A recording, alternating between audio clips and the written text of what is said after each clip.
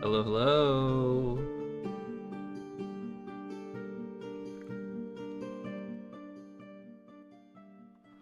All right. Howdy doody, everybody. Good morning, good afternoon, and good evening. I'm terribly sorry that we're starting a little bit later than normal because I'm not gonna lie to you guys, I almost fell asleep before session started today. So, yeah. I'm half asleep. I'm just waking. I am just starting to wake up again, so please, I apologize and bear with me for a while.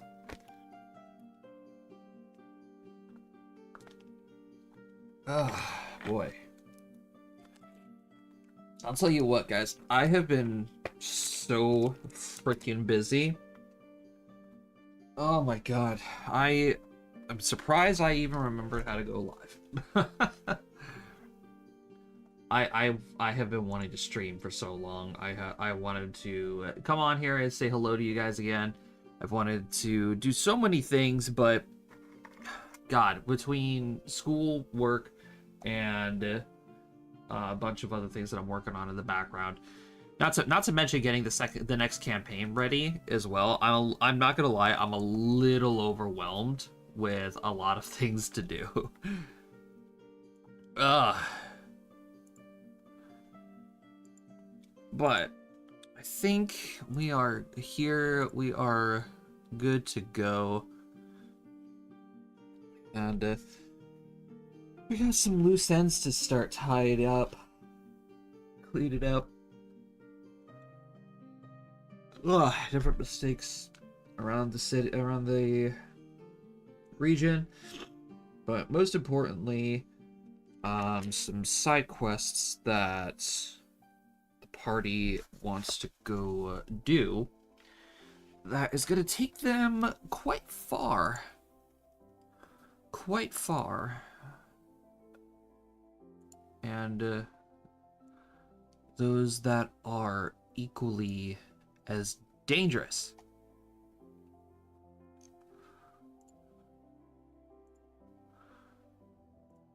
So, in that case,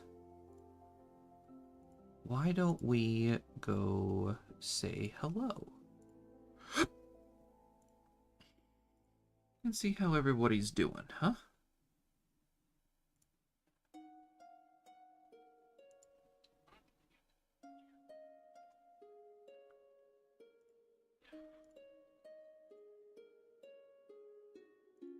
Rogues actually can sneak attack from range. They just got to spend their rogue talents on it.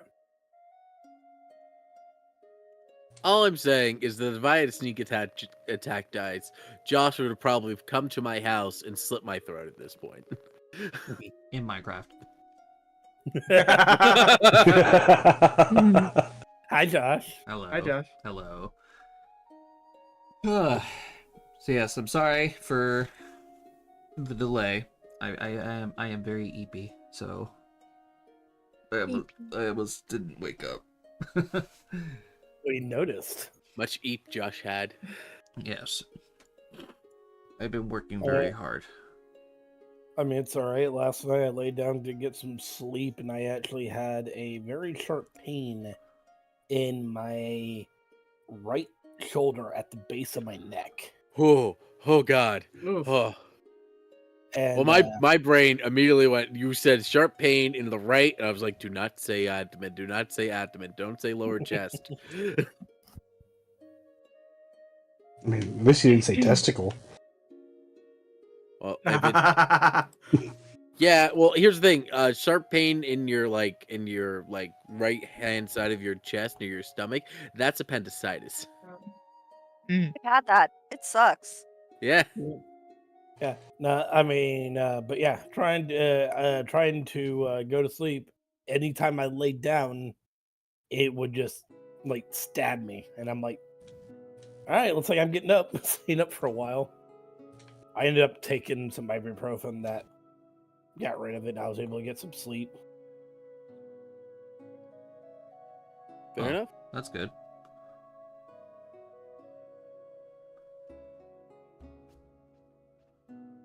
So good evening, Joshua. Yes, hello. Yes. Hello. We got some side quests to go on, don't we? Yeah, we do. All right. So, while yes, the main story of Luavara has indeed concluded. Oh, that's super excellent. My Fugies aren't working. Woo!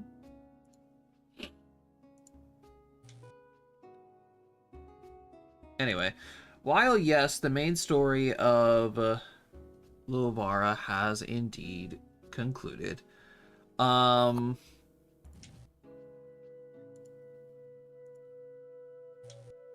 There's still There- loose ends to wrap up. Yes, there has Many been questions, much wild. some loose ends that needs to be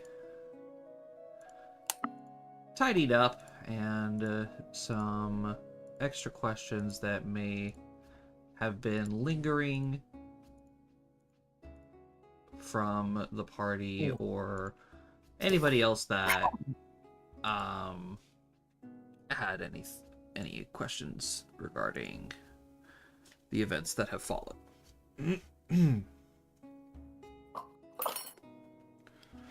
So, let's go over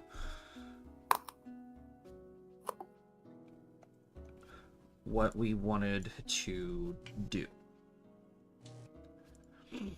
And I'll put these in like a little text document on the main page here, just so we have clear and concise instructions of what we're doing here. I know at the very top of the list, you guys wanted to go on a side quest looking for Vare's sister. Yeah. Well, her soul, to be more exact.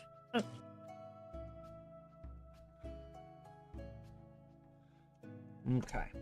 What else is there that you guys wanted to go and do?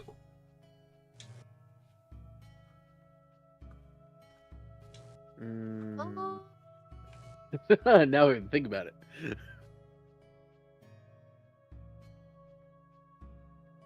Don't all speak at once. Yeah, I'm I thinking. don't know Cody. what the options are. Whatever you say, basically. The world is your oyster. Yeah, I will say at some Like point. we tied up a few of them of the side quests before we finished. So like Sabian's mom. Yeah. I know at some point Alistair needs to have like a before we leave, like a before we leave for like where we ended last session conversation with Meadow and Alara. I totally got them backwards. God damn it! Ellison? Thank you. Can't keep straight. Like he just needs a little RP moment for that stuff. Not really side quests.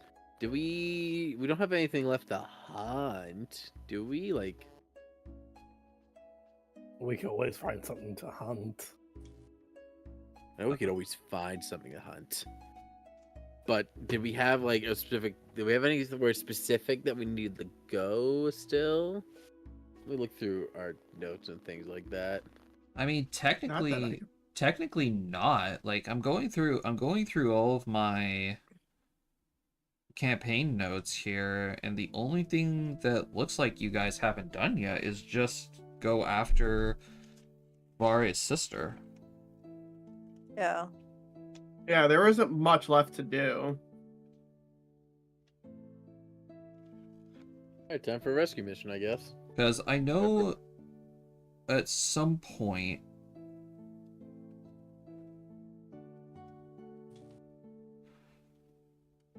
yeah, I know at some point you guys are also supposed to go to Human Goal to investigate the rumors about Silky's mother, but that's not really that important of a thing to do. Silky can honestly do that on her own. It's kind of what I was talking about, like Alistair's thing being like the time where we were split up doing things, Right. getting our affairs straight and things like that.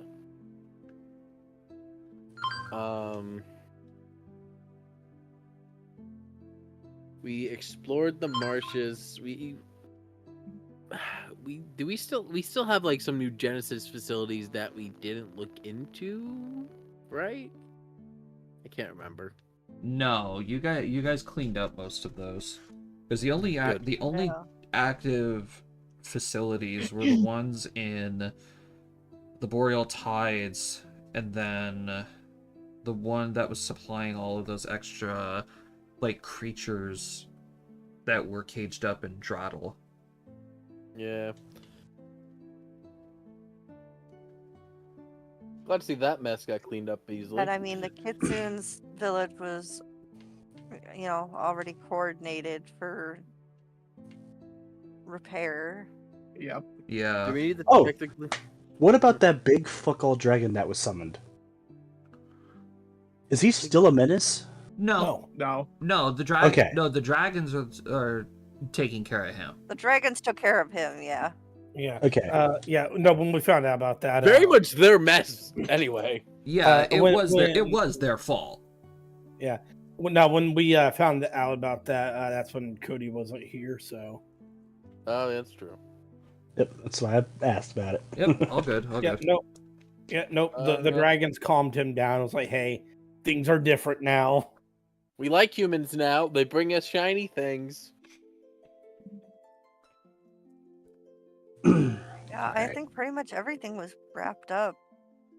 Yep, because you guys already restored Xavian's mother's memory.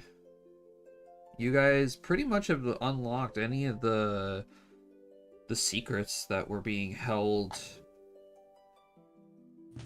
in the kingdoms. So what I'm hearing is we were too thorough. Yeah.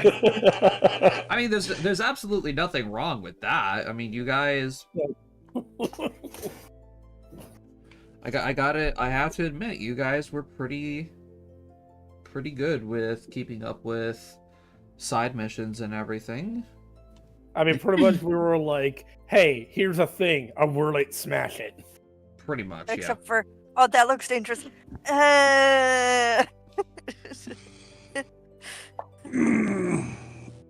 No, we also did the go to sleeps. We did a lot of go to. Nice. Oh, you know what? There is one more thing we could add to this agenda. Considering that a lot of us are leaders of nations and stuff like that, and what we have done is globally scaled, we gotta make it a holiday.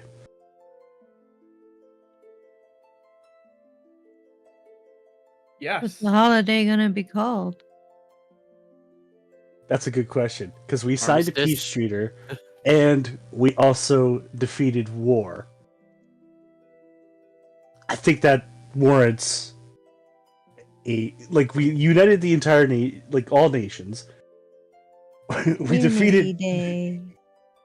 we defeated Just tease 3 it. bad guys, and yeah, pretty much all within like a month. I'm with Spooky on Unity Day.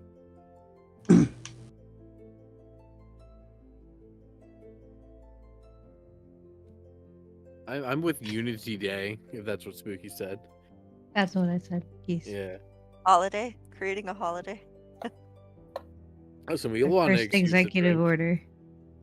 Oh yeah, the other leaders of the region, along with the civilians, would absolutely have no problems at all naming the end of this war a national holiday or a regional holiday.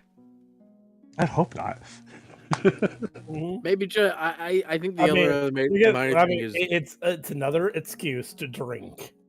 yeah, I think Exactly. the other thing is maybe just some like little RP scenes with like important characters talking to people, because there's that point in time where everyone's split up dealing with their own shit before we meet back up in the farm. You know? Yeah, when Ravina like- comes to pick you all up. Yeah, because Aristella's gonna be up in the Boreal Tides. Ragnar's gonna be in Dandelier. Ragnar's gonna be doing what Ragnar does. Just He's gonna be near the bottom.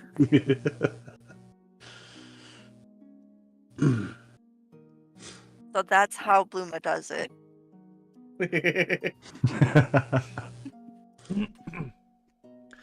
All right, in that case then, Unity Day it is.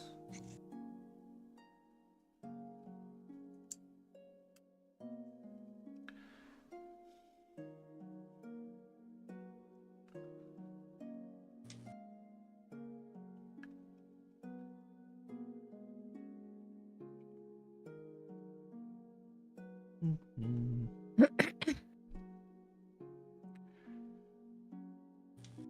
All right. So,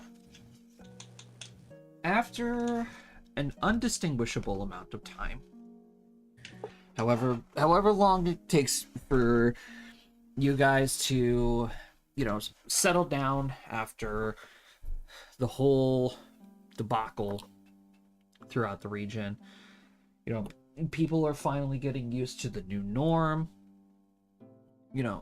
Law, order have been reestablished to all the kingdoms. Basically the old norm, but now with new management. Exactly. The region of Luavara is now under new management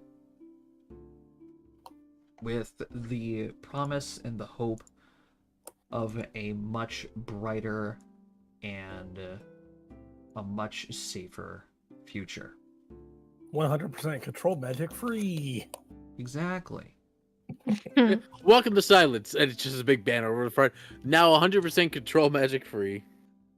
What did we do with the staff, by the way?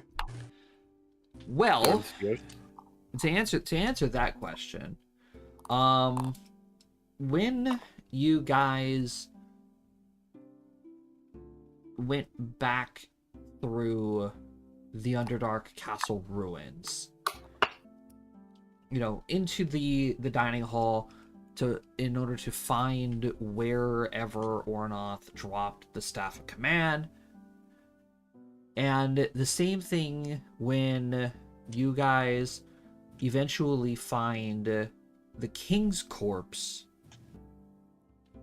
You notice that both the staff and the King's bracers were missing. Oh, Yeah, that's a problem. Well, now we know what they got. Well, did Ravina take them maybe? No, I don't think so. No, she would have said something. No, you got, if you guys would have called upon Ravina, she would have explained to you all that if creatures fail in their task, the Eternals eventually do come back for their items that they handed to them, and then they take them back, just awaiting for whomever is next that can use them, whether it be in this reality or the next. Fair enough. Great.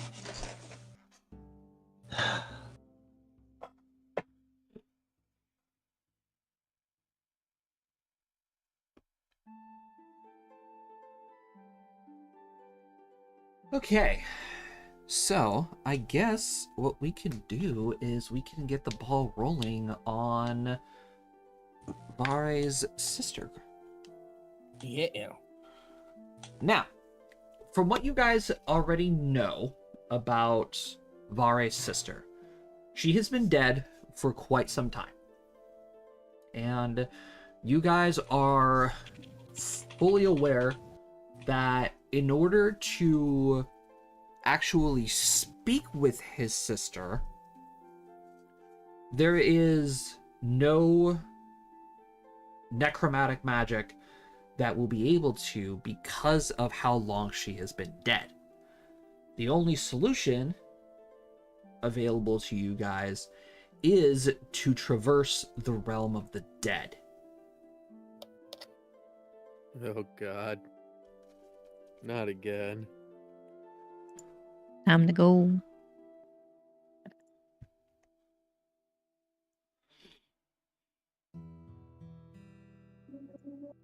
So, for those of you at home, and for you guys, I'm just going to go ahead and drop this on top of the world map. This is the map that I use that explains the different planes of existence that exist within the world. Our favorite reference guide. Woo! So, everybody is already aware that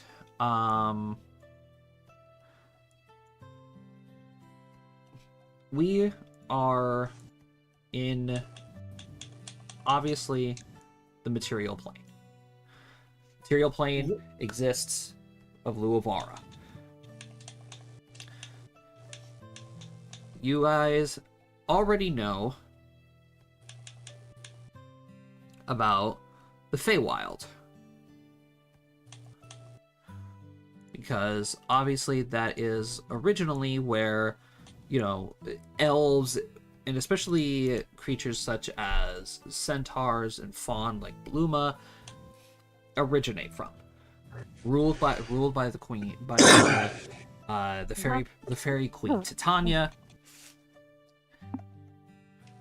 And you guys are also familiar with the shadow plane, the the dark and monocolored plane that exists as a mirror to the material plane. You guys have been in the Shadowfell before, and you used it as a quick travel while you were in the Underdark, thanks to your Shadowmancer friend.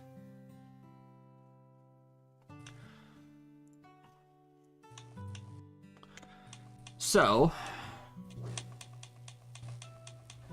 let's... Oh, the angry lady. I remember. Okay.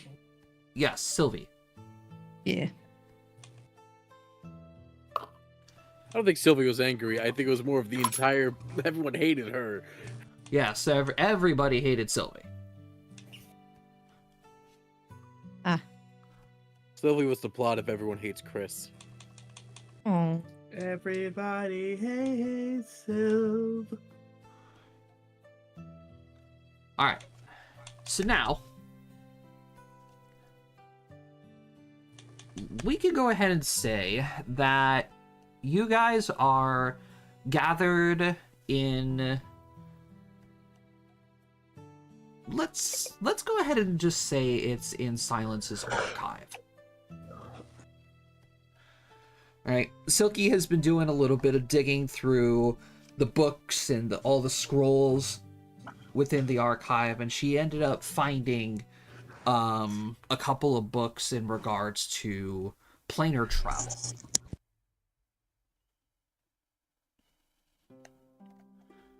So, all of you are gathered around the table as Silky is explaining to you all, you know, the different planes of existence and the possibilities that there are for actually finding Vare's sister.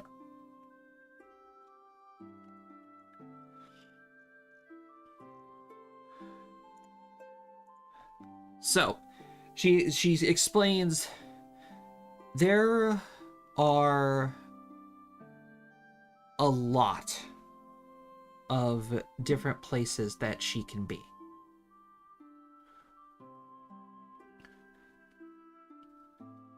and that's gonna be a little bit of a problem.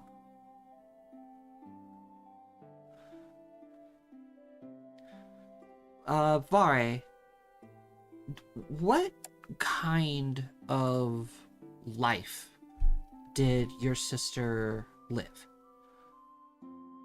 And I'm obviously not, you know, bad mouthing her name or anything, but you know, was she a troublemaker?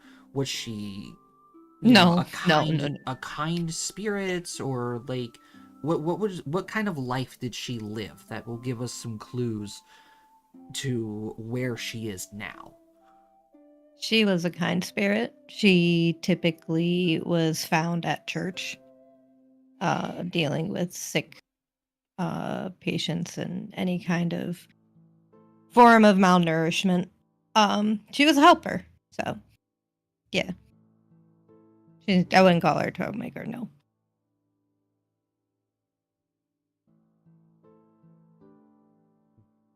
Okay.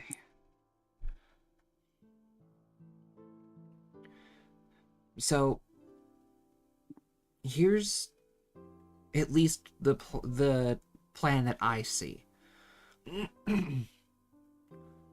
Instead of, you know, blindly hopping into one of the planes of existence, there is somewhere we can go that keeps a record of every soul that has ever passed through it. And this place is called the Boneyard. It resides within the plane of Purgatory.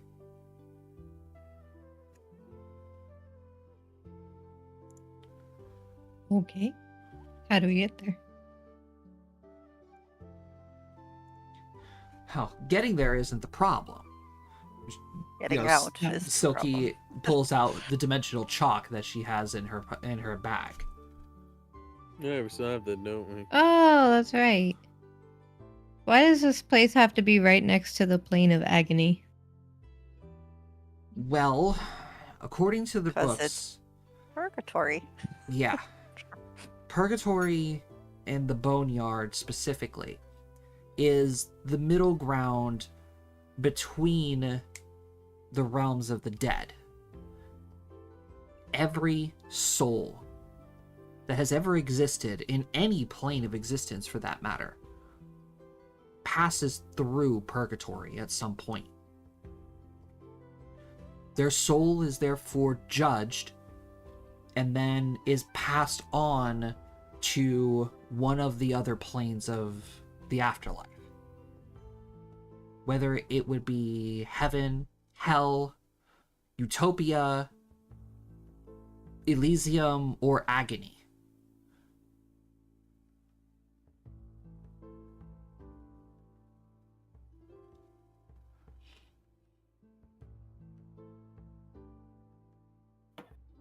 Hmm.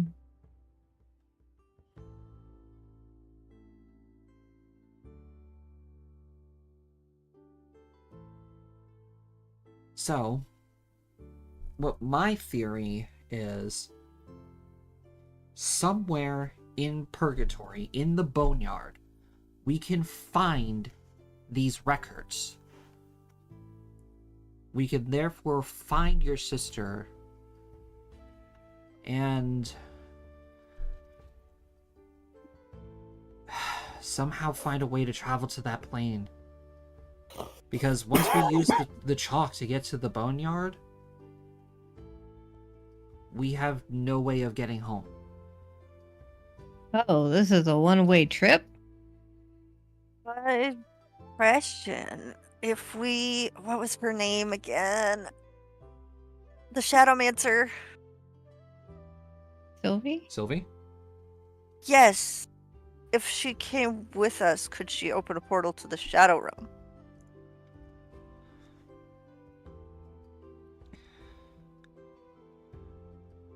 From there. Silky kind of like winces at that and says, "I'm not entirely sure. Besides, I don't think it would be a good idea for us to get our friends involved.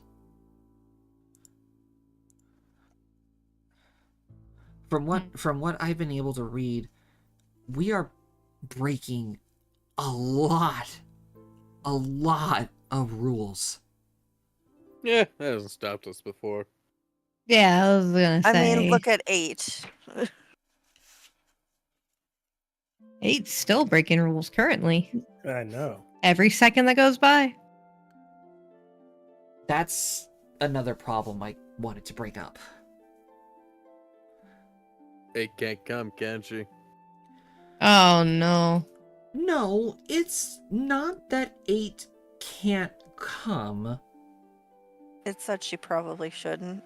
It's the fact that we are going to be entering the realm of the dead. As death's home turf. It is where the wolf and the lamb reside when they are not hunting.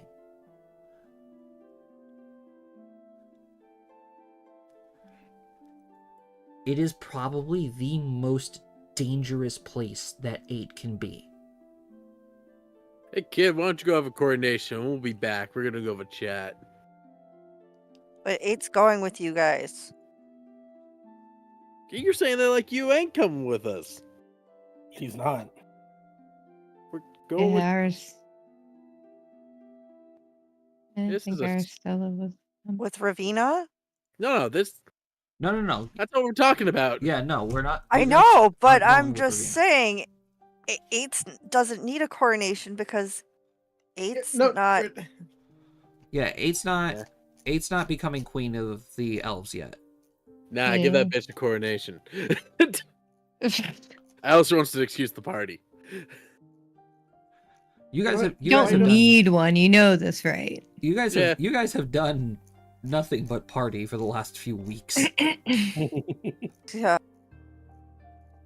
I mean, we could also talk about Vari's new home.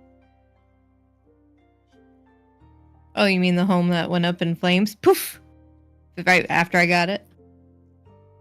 Magic. Yeah, fair. We could talk about how we could get it all fixed up and looking better. We could.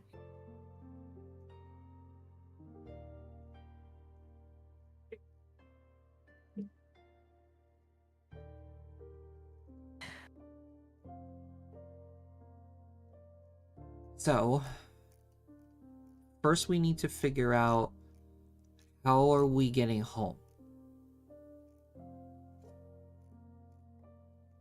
Magic people?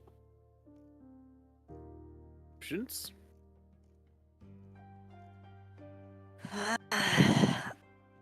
Hopes and dreams.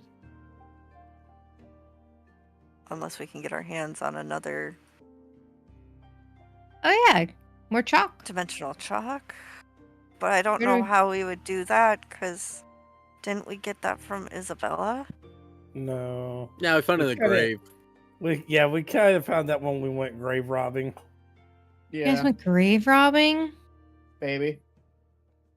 If I say Slightly? yes, Well, it was Vari, more will you of- not ask any more questions? It was more of tomb raiding, but That's the same freaking thing. Yeah, I'm with Vari on that one. That's just the same. That's like looking at a sandwich and calling it a sub. It's still a sandwich. Yeah.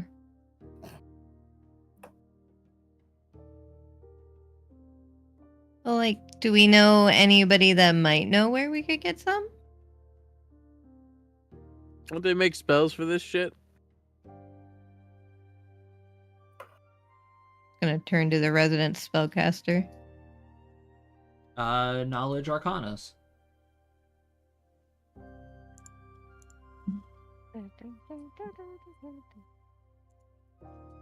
Damn. My sheet's being slow. Oh, I don't even have my sheet loaded. Thank you. man, Ragnar literally one up Silky. Yep. Yup. Yes, but let's see what Ragnar rolled. The 18 and Silky rolled the 17. Okay, so they're actually modifiers all the same. Wow. Yeah, I know, right? That's shocking. I just That- rolled poorly, and I'm just one short of that. Who made Ragnar? Okay. Made Ragnar smart. So, Ragnar and Silky do know that there are several different spells that are capable of traveling through different planes.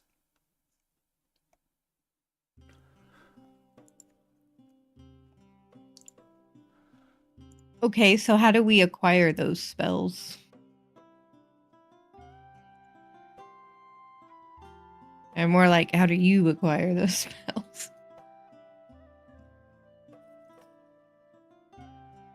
Well, most notably, the obvious spell to get in between different planes of existence is the spell Gate.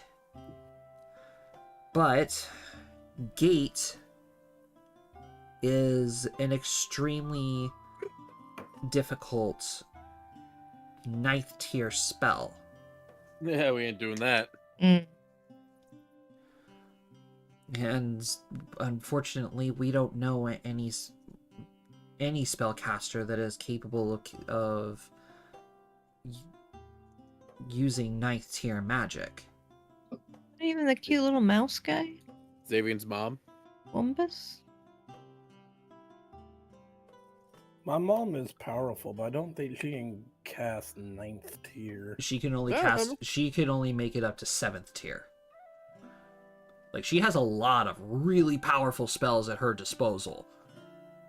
But 8th and 9th tier magic were unfortunately unavailable to her due to her afflictions with the past. What about Rowena? Well, you guys do know that Rovina has that little artifact that she uses to travel between planes of existence. Oh, we can ask her to borrow it for a long period of time.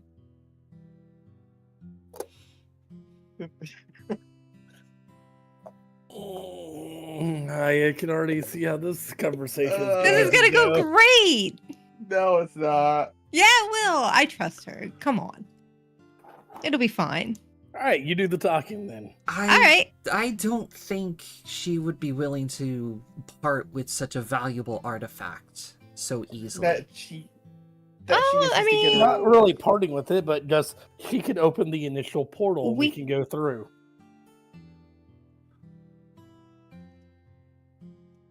Oh, and then we can keep our chalk.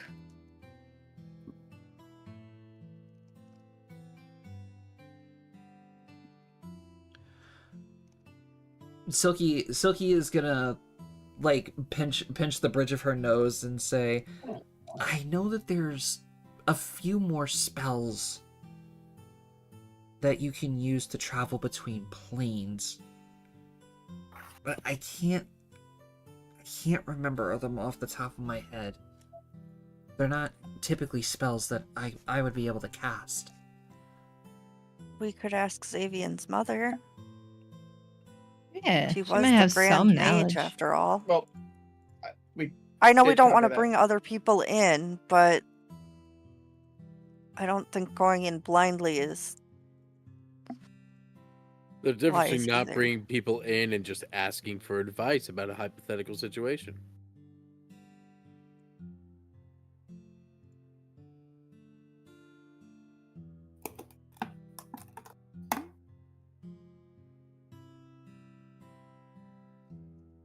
Oh, that's what it is. Plane shift. I'm glad we solved that already. Ah, I'm muted. Yeah. I will Wow. reiterate myself. Josh, I work off the sorcerer and wizard list. Yes. Okay. Just putting that out there. Alright. Plane shift. Plane shift is a 7th tier spell. Mm.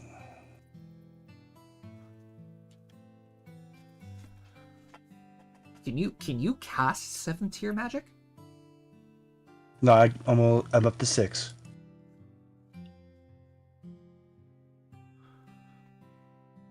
When do I get 7th? One level. In 1 level, probably. 1 level. yeah. Yeah. Let's go find somebody. Let's go beat something I'm up. gonna murder. Yeah. No. It is 2 levels, not 1. Oh. I gotta be level Oh. 14. Oh. Ouch. If it was 1 level, that'd be fun.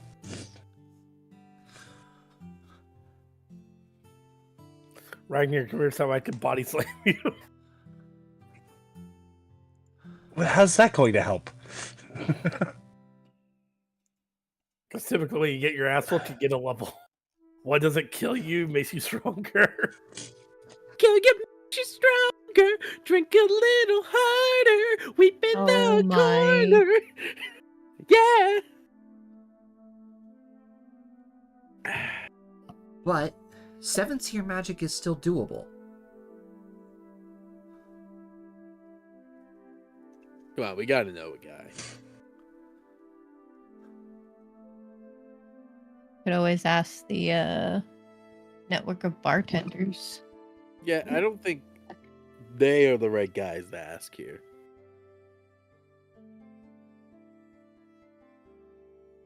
You don't think they would take notice of somebody strong enough to do shit like that? Yeah, but Like, they do talk. Theirs isn't necessarily planar shifting, it's more teleport.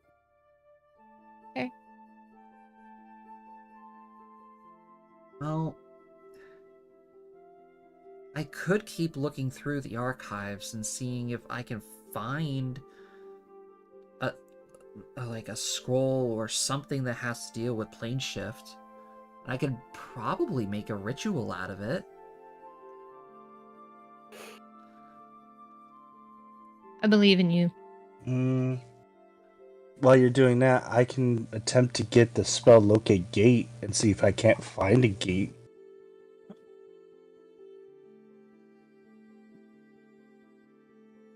we can just find a way in. We can use the chalk as a way out. Yeah.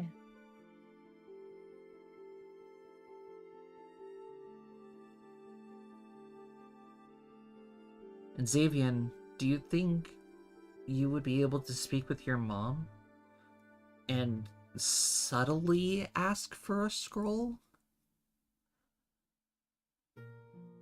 I can give it a shot.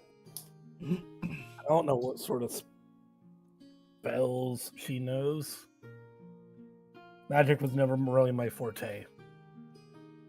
Which is why it's a little weird for you to be asking for a scroll that shifts planes. Perhaps I could go with you. We not know any more super strong wizards. Unfortunately, If I can- unfortunately, it's because they don't live here. Oh, that's true, don't they? Yeah.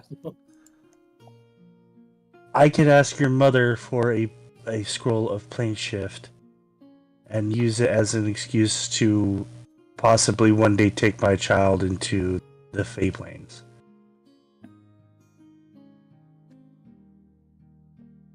Well, worth a try. That could work. You could also tattoo yourself, Ragnar. Or even better, just learn the spell. Yeah. Yep, that's the plan.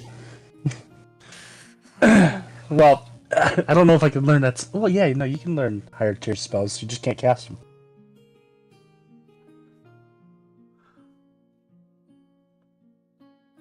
Right?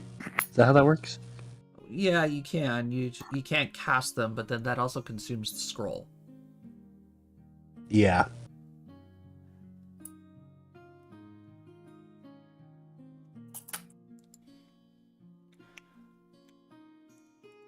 Hmm.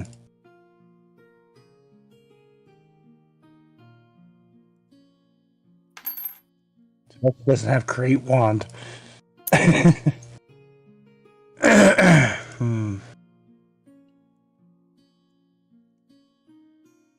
Yeah, and you guys don't know any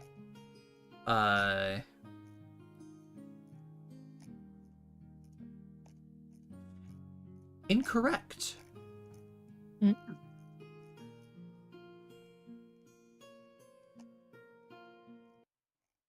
Was it Ragnar's mom this time? Whose mom do we gotta ask?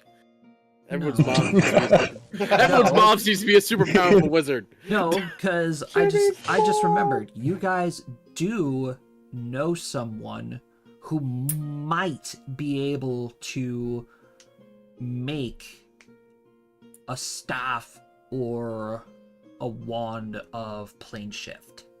Is it the wizard lady from the Boreal Tides?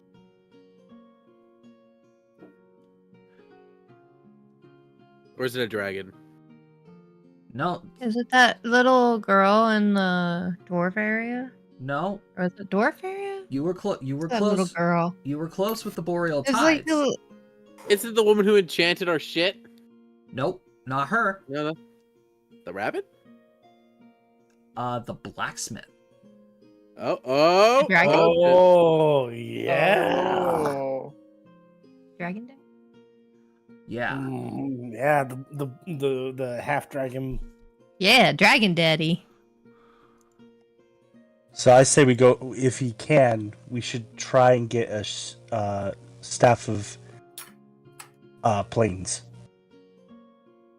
And the reason being is because it also gives us planar adaptation.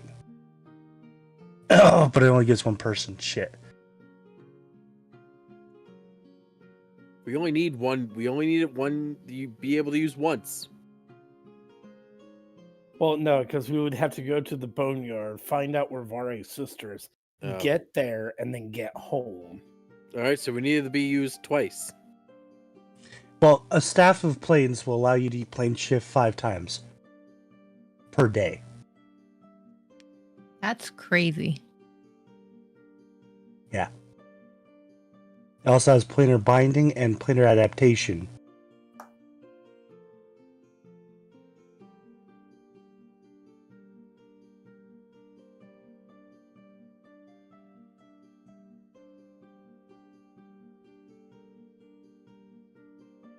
To the Boreal Tides. Let's go.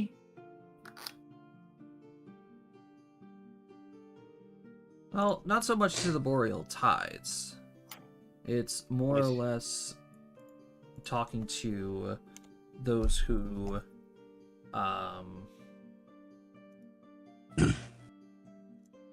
y'all need to speak to. So, that being said, Xavian, Yes. you head back to Grimland with Ragnar in tow.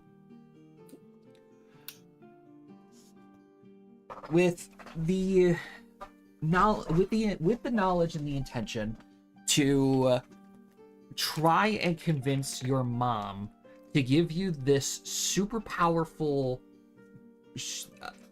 reality shifting spell.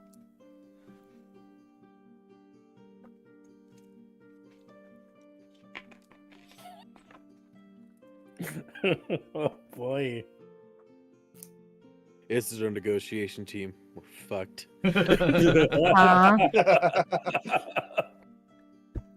So, I'm you sorry, guys, Damien, this is gonna be no dice. you guys head back to the Illamora residence. Knock on the door, and Xavian's mom is there. She, sees you all, greets you with a smile, and says, "Oh, hello, Xavian, Mr. Goldbottom. I wasn't expecting you to be coming home at all today." We have some.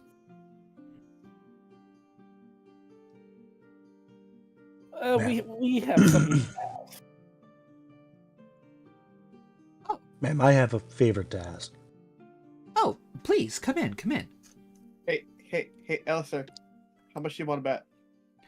What are we betting on them succeeding? So you guys walk into the Ilamoran residence. 70-30. You guys notice that Xavier's mom, more specifically, isn't in her usual, wasteland attire anymore. Ever since she got her memories back, you have noticed a small shift in her personality. Mostly going back to, the intelligent, wise archmage of the Kingdom of Silence. She's wearing her mage robes again. Xavier, you're noticing that there's a lot of books just scattered everywhere in neat piles around the house. And the desk that resides in your lounging area is now covered in parchments. Empty ink bottles are in the bins.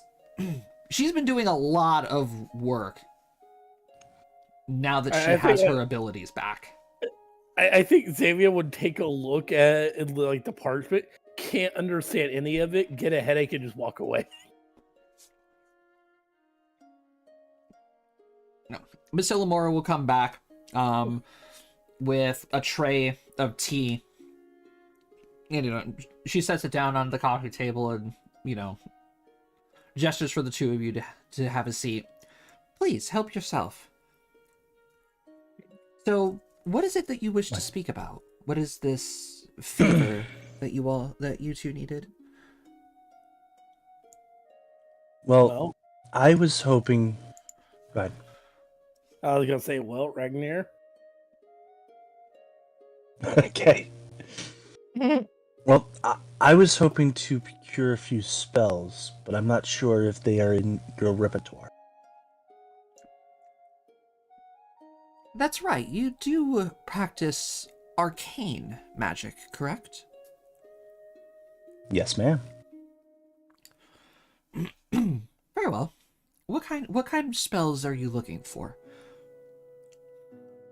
The two spells in particular are planar adaptation and plane shift. As when she asks what spells you're looking for, she reaches behind her and starts digging in one of her bags. And when you tell her the two spells that you're looking for, she stops and she looks up at the two of you. Planar magic. Yes. You see, you see her face shift into an expression of concern. We better do some dumb shit. I might I procure why? Well, the group There's no easy has way to say been it. made aware, but my wife is expecting, and my child, I would like to be able to give it the opportunity to visit both its homelands. Now, with planar adaptation, I don't know if my child will be able to go into the Feywild upon being born, being only half Fey.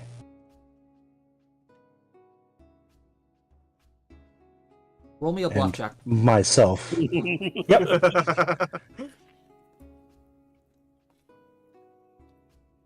That's not bad, right here. It's not bad. Motherfucker rolled a... I'm going to do something we haven't done yet. Surge. Damn. Wow. Using your mythic surge.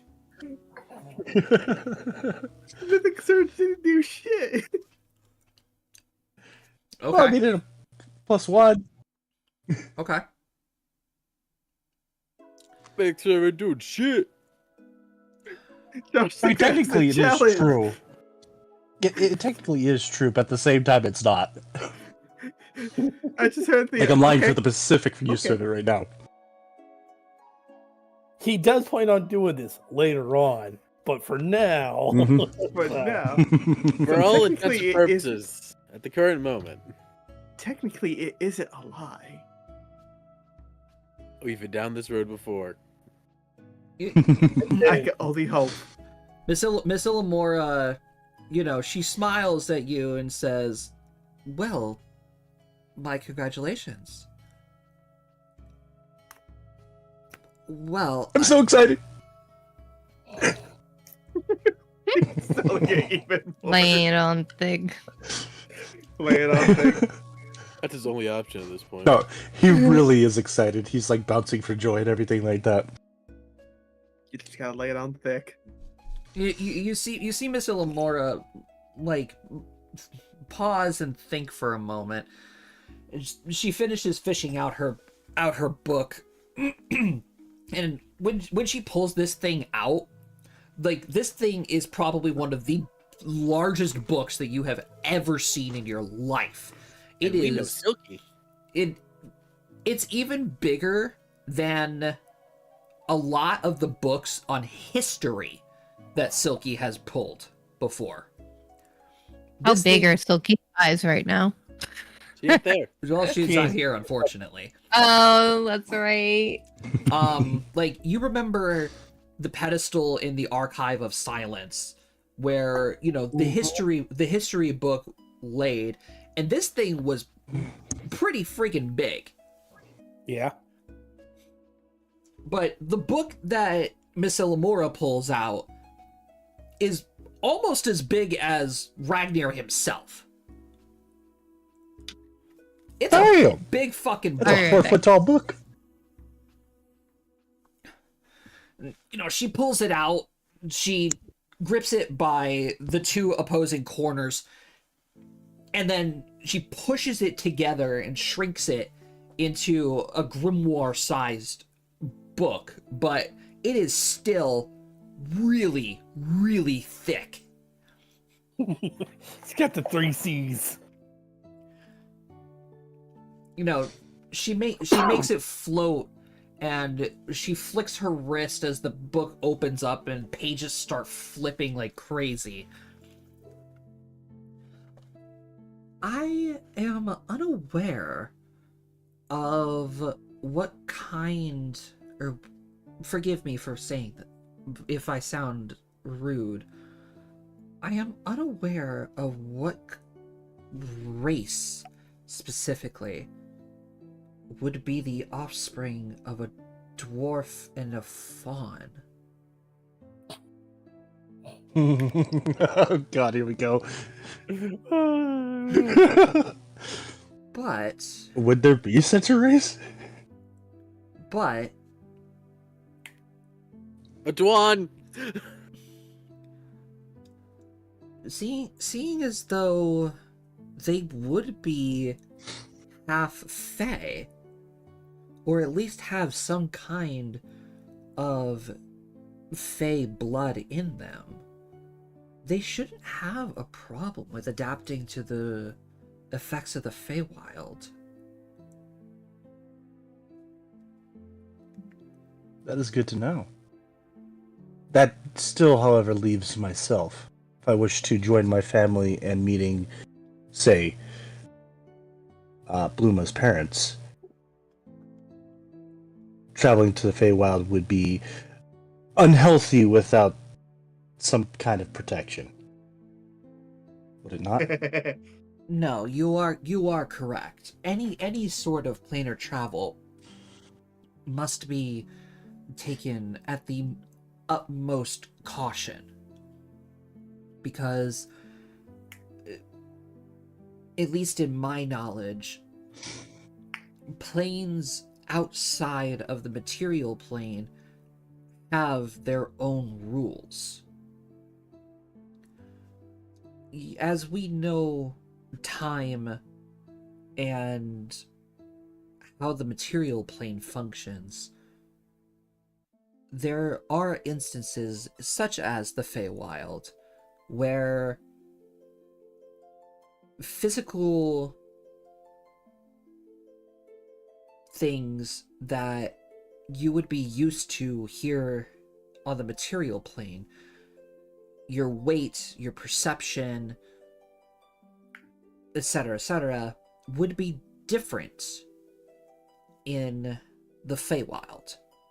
You might weigh a lot less, so can jump a lot higher or run faster, or so the opposite. Time flows differently in different planes. So while you may think that you're only there for a week, you could have been gone for 6 months in the material plane. Is there a record of how the planes affect this perception of time, or? Not particularly. That is concerning. When I was the Archmage of Silence, we had a conglomerate of mages that were capable of understanding the planes and acknowledging their existences. We never actually experimented or, hell, even bothered for planar travel. Mostly because it was a new concept to Luavara. We weren't exactly, and as I'm learning to this day, is still not a very magically inclined region.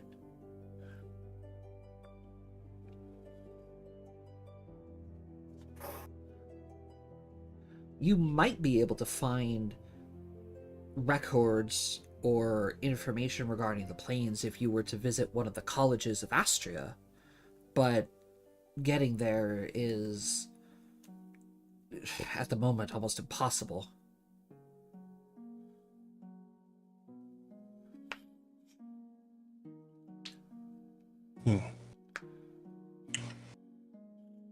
Okay.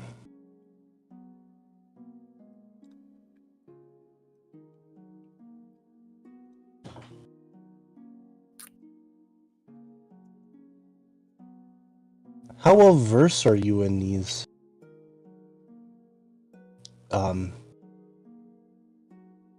planes, considering you were part of this team? My knowledge is limited, as I've personally only ever studied a few of the planes of existence, mostly planes that interact directly with the material plane.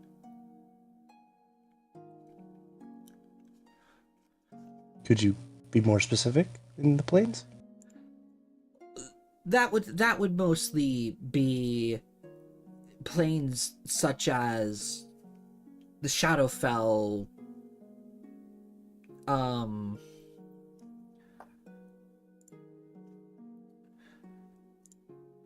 Okay, I'm gonna get right to the point here.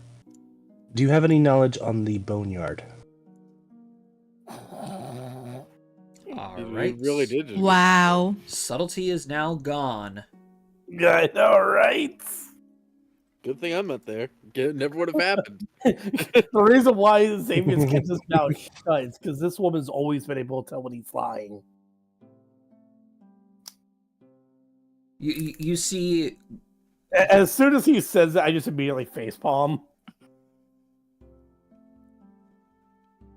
Meanwhile, We have our reasons to look into the Boneyard. Mainly the fact that our companion, 8, has died once on this plane and is being hunted by death itself, from my understanding.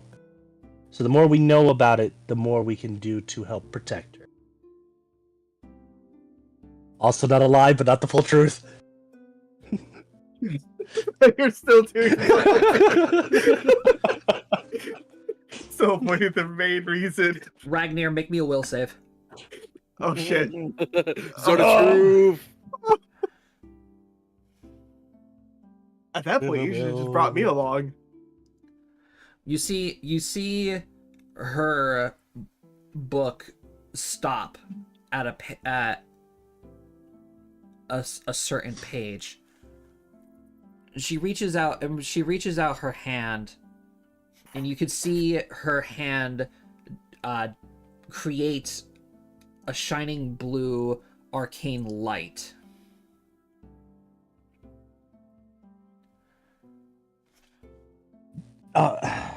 And her eyes narrow at you and say, "So there is an alternate reason why you're looking into this."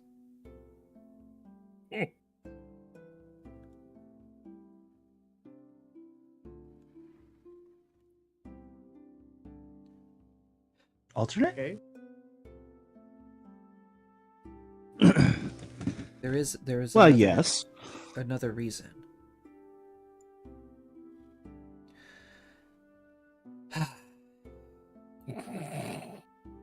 Okay, so yeah, she did find out. While I may not be fully aware of whatever it is you and your friends have planned, Mr. Goldbottom, the Boneyard and Purgatory are not planes that are to be trifled with. They are amongst some of the most dangerous planes of existence that are out there.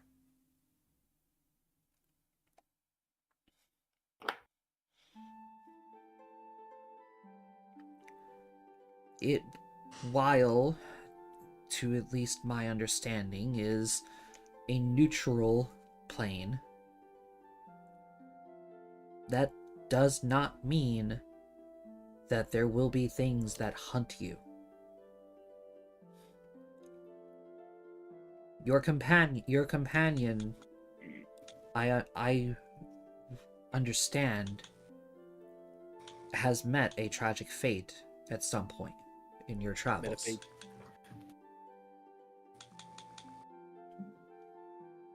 Entering the Boneyard is like walking into your own demise. It is the home of the wolf and the lamb. There will be nowhere for her to run.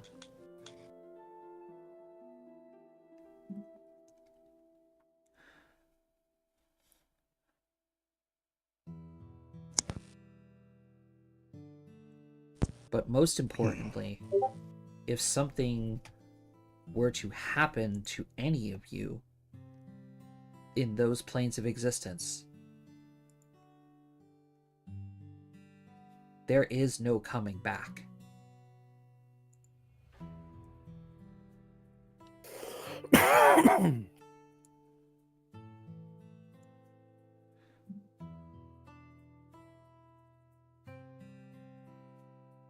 There is a reason why those planes are named the Realm of the Dead.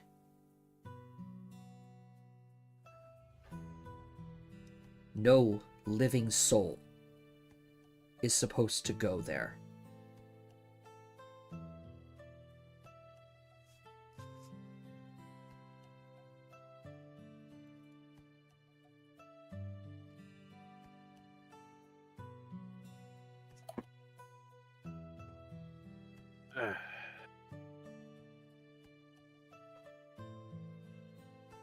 So how in trouble are we?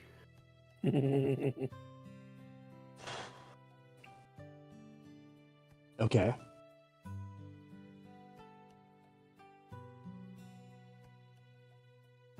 Considering how much you already know, perhaps it's better to bring you in full circle. A companion of ours also has a sister who has died several years ago, who he wishes to communicate with. From our knowledge, there is no way to communicate with such a person unless you travel to this plane itself. Do you have any other information you could provide on this front?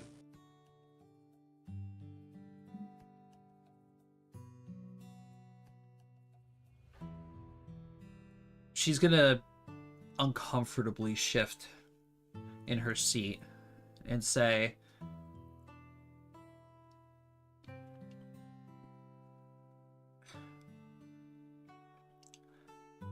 again, I apologize if I sound cruel. But for your own sake and protection,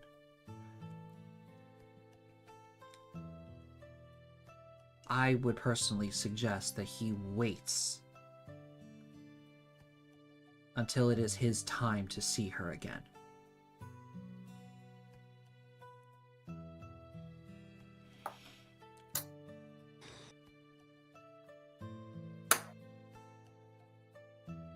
That is fair.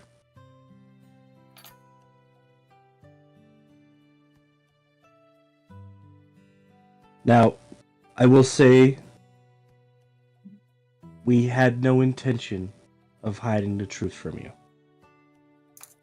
But the less people that know about what we were potentially thinking about doing, the better. It is true that I would love to have those spells in my repertoire for my future child. I will discuss it with the group further on the matter about going to the boneyard and try to convince them otherwise. For I believe in your judgment being sound and wise.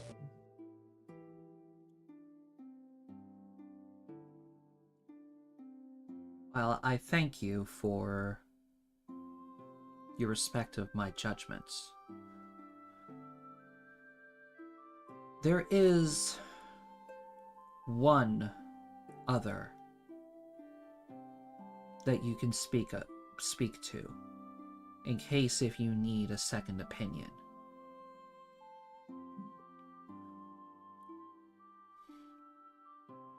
He has brushed with death. By all means. He has brushed with death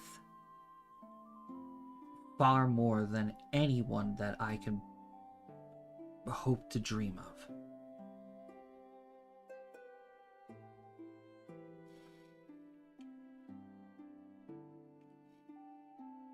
My God, I hope They're the pen guy's pals. name is not Toby. Oh, true. Just be warned, though. He is not the kindest of creatures. Okay, so definitely not Toby. Got it. Here, I was thinking she was going to say Xavier's dad. Hey, Bean.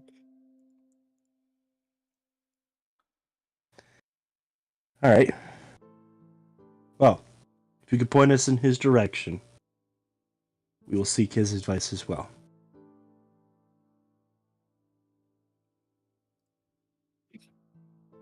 You will The more find information we have going into this, the better. you will find him in the graveyard city of Prakai. I'm assuming that's in the Underdark, considering you said Graveyard City. Correct. Probably, if I had Okay. to take a guess, I'd say somewhere in the Lich area. Prakai, as you guys know, is the capital city of the Liches. Here, let me just take you guys to the Underdark map. Yeah. Yeah. Yeah, I see it right there. Yes, this is the city of Prakai. Death. It resides within the valley of the two mountains in the world's grave. Ornov's Ooh. castle? No. No, that's all the way up here in Viran. I was just asking where, because I didn't know where. Yeah. So I like to point out, though, Ornov, very close to where the vampires are. So yes, that is where you will find this individual who is, as your mother explains, is an old friend of death. Hmm. Oh, their pen pal's great. Oh shit! Wait, so we so- can probably He's a lich. have them write each other to get them off of my back.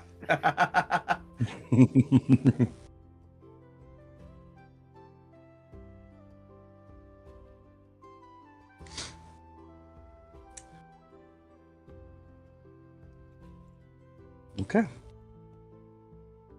We appreciate your time.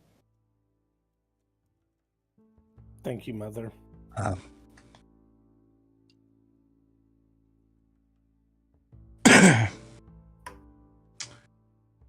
Savian, I'll let you and your mother catch up for a little bit. I'll be outside whenever you're ready.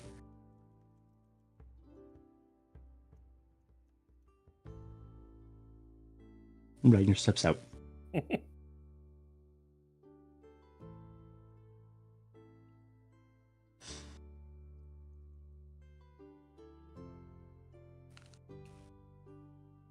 All right. So, armed with this new knowledge, Xavian and Ragnir return to Silence, where the rest of the party is assisting Silky and looking through the Silent Archives to find some kind of book in regards to the different planes of existence. Hey, Silky, do we need a children's book on how to read? Maybe for you. You might. I some people can might. read. Eh. You're getting better. I'll give you that. I'm not illiterate! Okay. All right. So, I walk up to Vare and immediately headbutt him. Ow. Thanks. Vare, you What? are flooded with the image. You are flooded with the memory of all that transpired with Xavian's mother. So that entire conversation is now in your head. Oh, they got something. He did the thing. Wow, you got to give people warning. You never knows. Silky is gonna walk on over with like a stack of books in her hand. So, anything? Well, the beans were kind of spilled. Resounding She big tells fat us- no. She tells us to be extraordinarily careful, but if we need someone to talk to about this, to talk to or go to Prakai. Oh, wait, the beans are spilled? I just found a cookbook, guys. Oh, good job. Silky's gonna playfully whack your head with a book. I mean, that's one way to let us go to the plane of Abaddon is let him cook. I've been cooking the whole damn campaign, bitch! I know it's And it happened.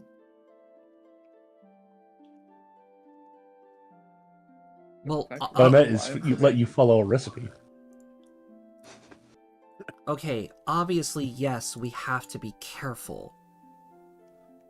But Well, he's omitting stuff. did you get the spell? Again. Nope.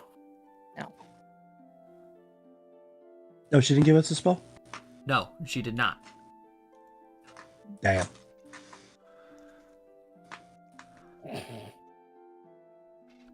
Nope, we were shit out of luck. To be fair, you were doing pretty good until she cast a spell on me. Wait, she cast Well, a spell on you?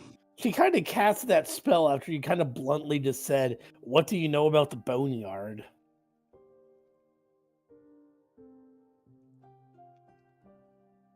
Well, I wasn't going to let that information pass.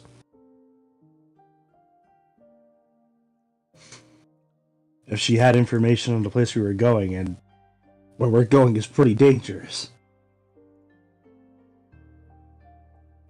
I would Yeah, want to pry into the mind of a talented elven researcher.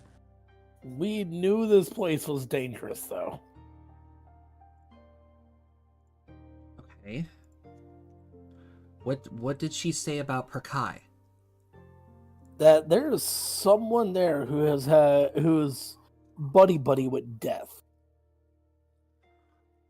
Wait, He has buddy, more buddy brush-ins with death than anybody else in the world.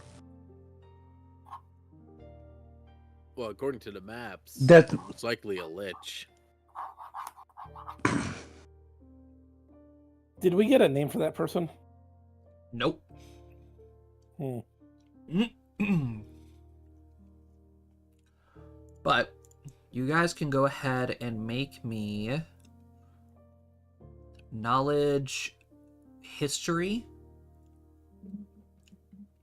or knowledge locals. Sadly, not knowledge geography. That's actually pretty good for Xavier. is he a noble? Fuck yes! Nice. Josh, is he a noble? Not technically. Does he walk around noble circles? No. He tends to keep to himself.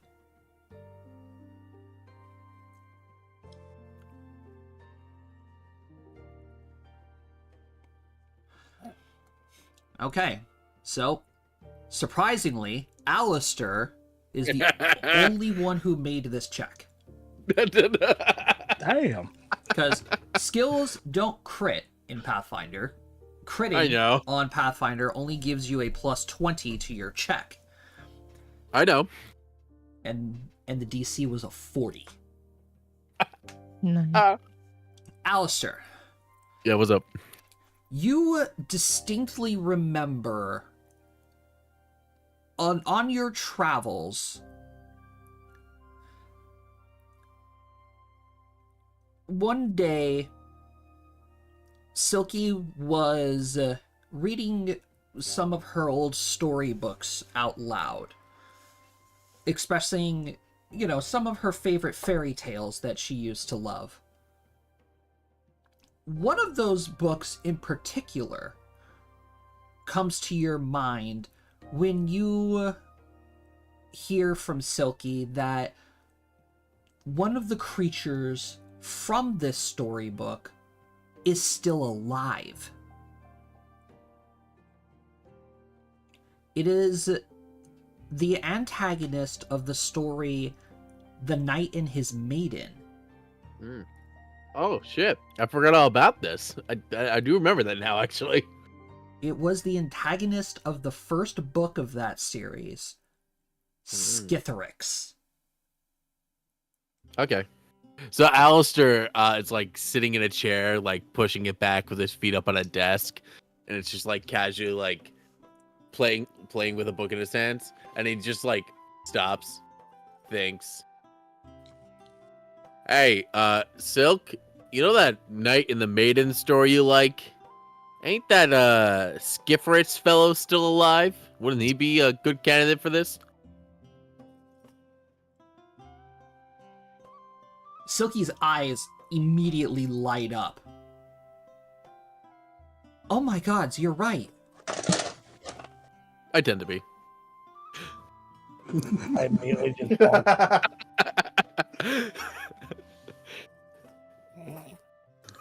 I dig a little bit of the dirt underneath your chair so you fall. No! Let me have this! I love magic.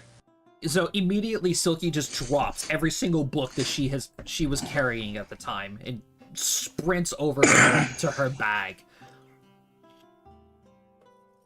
And she pulls out 3 books being the 3 books of this, the tale of the Nameless Knight. No, Alistair's right. Skitherix, the undying dragon, has faced death more times than anybody else in the world. Yeah, I listen to Silky when she talks, guys. It makes You act like we don't. it makes complete sense. He resides within the graveyards of the Underdark. His lair is down there. And he has faced death, at least in the stories, 3 times.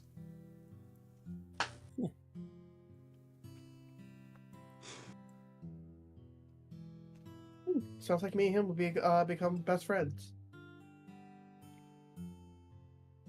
Yeah, unless he wants to kill you and turn you over to death as a way of compensating for one of his. I just Oh, did I say that out loud? I just glare at you like Ragnar, I don't know if there's an exchange program for that. You never know. I mean, if there is, I'm claiming that life then.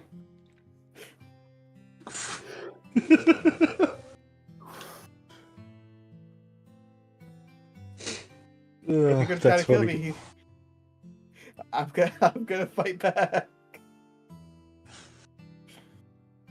Through her excitement, though, Silky's face does turn a little turn grim, however.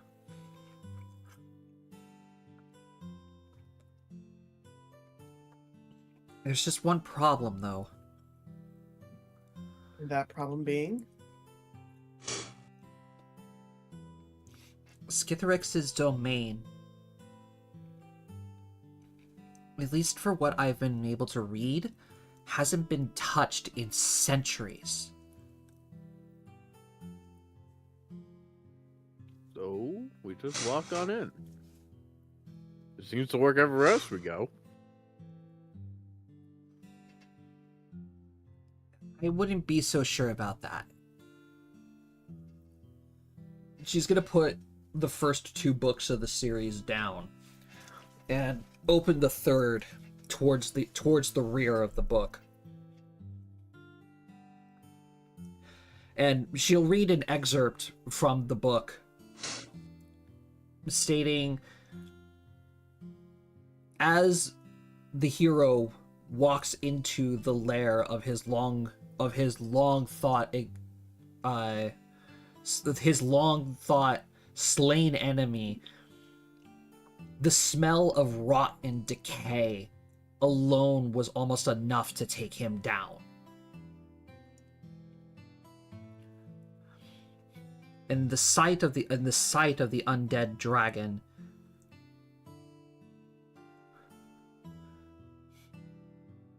was unlike any of their previous confrontations.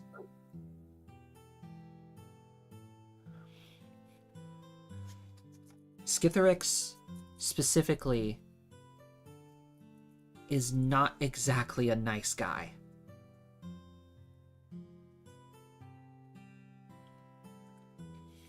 And you're saying we are? If we want to talk to him, Yes. we should probably consult the rest of the dragons. Learn as much as we can about Skitherix before we go marching into his lair. The last thing we want to do is upset him.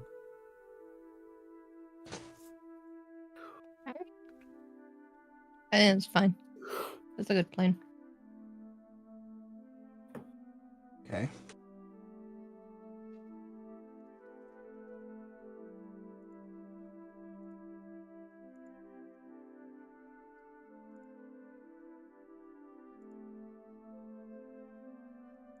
So now we go talk to the dragons. The Right. Durgans. Yeah, you guys absolutely can. Mm-hmm. 2 of the Durgans. Shoot the Durgans. Durgans. Durgan.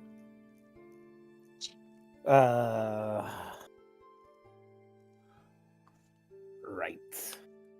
Winter coats. What's that?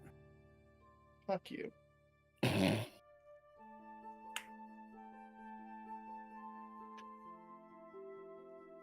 Ah.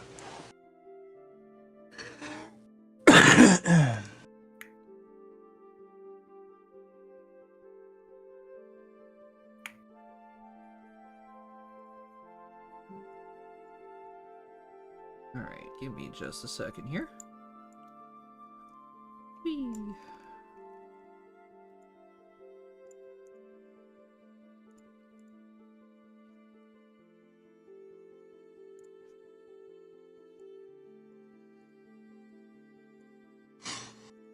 All right, so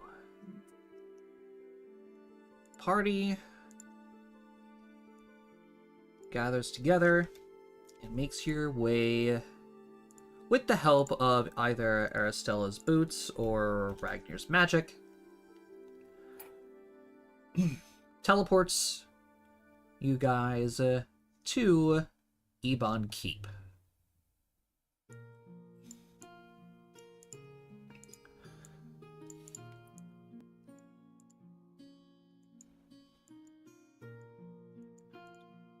So, speaking with the guards that, of course, stand at the forefront of the Dragon Gates,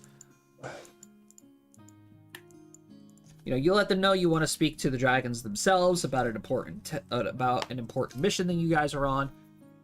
They hastily make their way up the stairs, and then come back, of course, with Andra.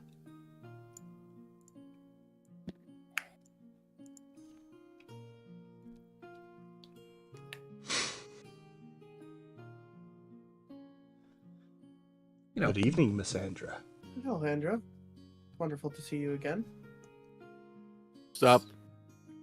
It's a pleasure to see you all again as well. Please, come join us.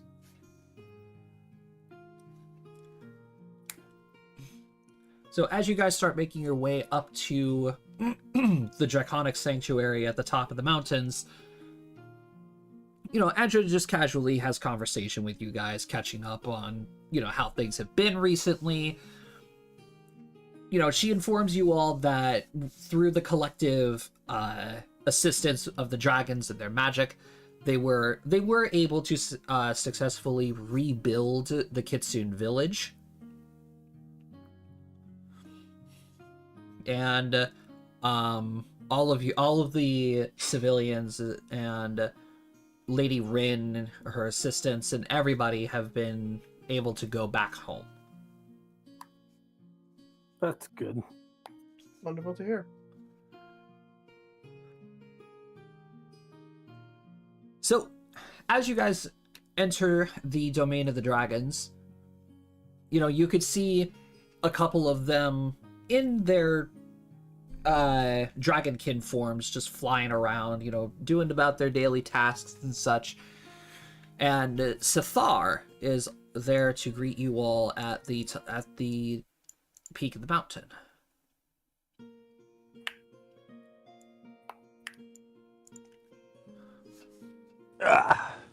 Nameless, welcome. It is a pleasure to have you all here again. Pleasure is all ours. Our guards tell us that you are on yet another important mission. And that you needed to speak with us. Important and personal. But yes. Well, in that case, how may we be of assistance?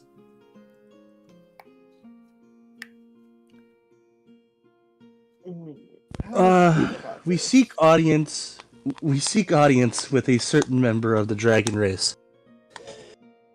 However, he's from our understanding, temperamental. One might even say he might be difficult. Oh, Yes. you don't wish to speak with Villa, do you? No. But good guess. Good guess. Unfortunately, that's Nah. gonna be on Fabian's to-do list. Do you remember the reason why we had to rebuild Ebon Keep? That guy. Not that guy. No, not that Not guy. that guy? No, that Wrong no. guy. No, wrong big one. That guy would Setharax. easily know that guy, though. I think I said that right. Setharax? No. Skittrix? Slitherix. Sycorax. My bad. Slitherix. Slitherix. Slytherin. Slytherin. Slytherin. Oh no! It's Skittrix. Get it right. Skitherix. Skrillex's Snape. cousin. Severus Snape. Dumbledore. You It's a butt bomb. just at the mention of Skitherix's name, you immediately see Andra and Sathar, their faces drop. Yeah, we're doing something stupid again. Alright. Who didn't Alright, lay it expect on that us. reaction? How bad is our talk going to be? Sathar is going to take a look around. And he's going to lean over to Andra and say, "Take them to Andreas's home. I'll meet you there." I And bet we then, fuck up. and then Sathar, he's going to spread his wings and say, "Wait for me to return. We will need to speak with Andreas." And then he's gonna jump and in a burst of wind just fly into the air. This boy fast as fuck. Oh, It's they, You know Fuck how boy. fast I am. they don't Fast as call fuck, him Guardian boy. of the Skies for nothing. Mhm. Andra It would seem we stepped on some toes. Andra is going to is going to walk over and say, "Keep your voices down until we reach Andreas's home."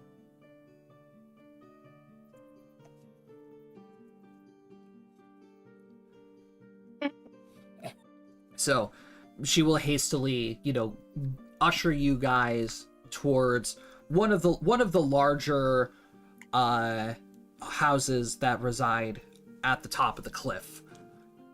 She'll knock on the door, and of course the head of the dragons, Andreas, will answer.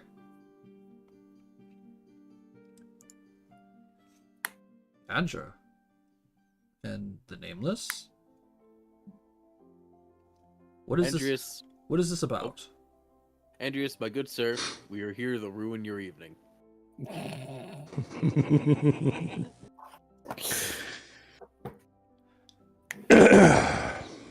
We need to have a talk, Andreas.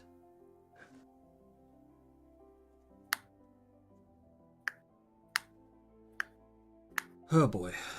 All right, come on in.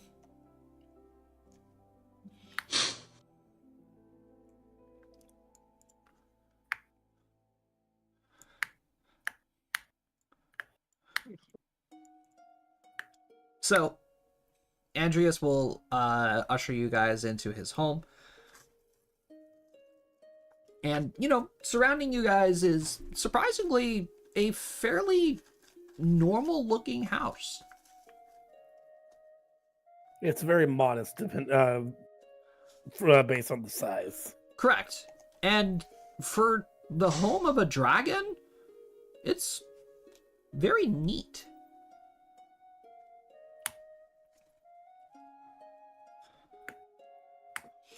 Eventually, you guys will be sat around his dining table. And Andrew would have told him what's going on. And he's just sitting at the head of the table, hands folded, forehead resting on his hands, just like, oh no. Dude, what did I tell you? We are here to ruin your evening.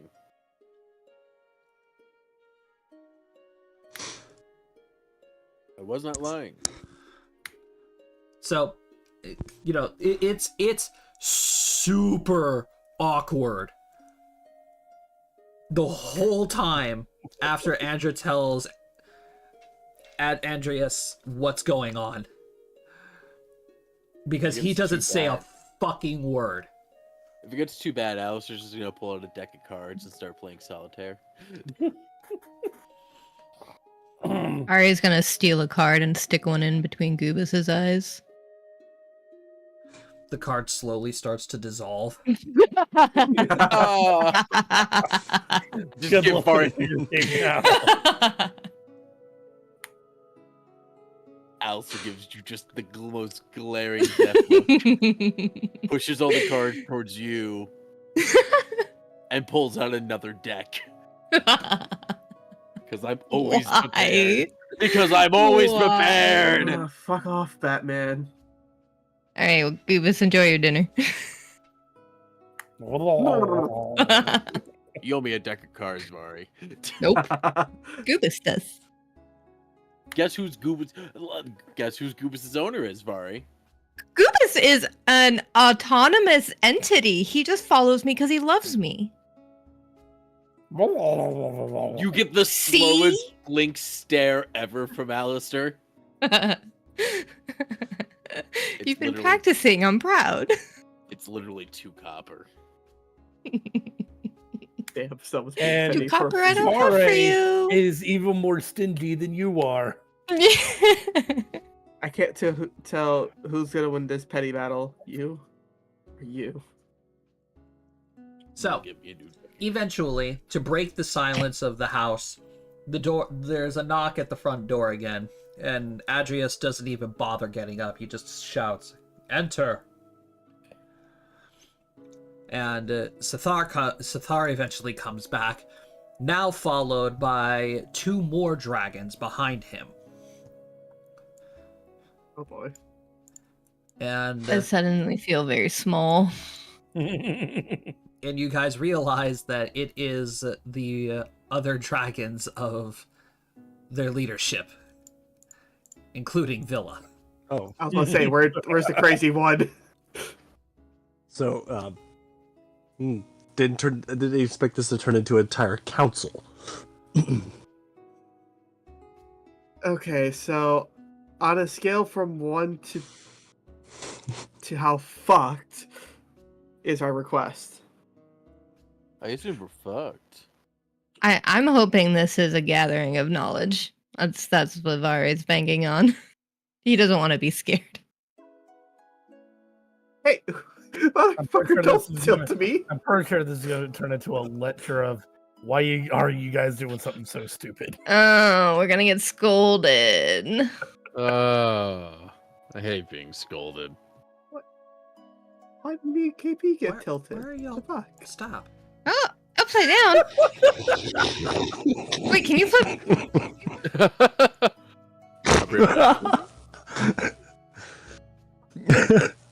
Motherfucker.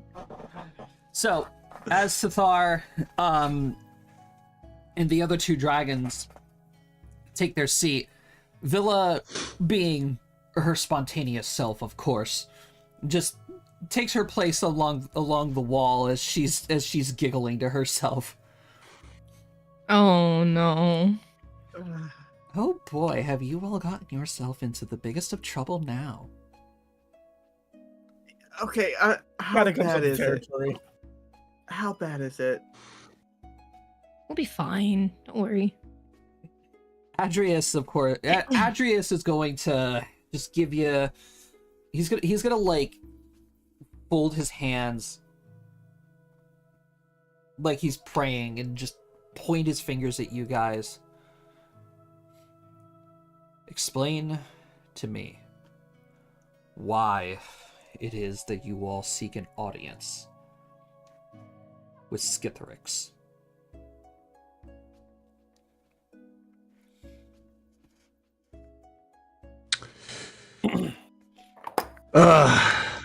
Well, we are planning a trip. And our favorite rocket ship. Possibly to the plane of, what is it, Bones? I forget what the hell.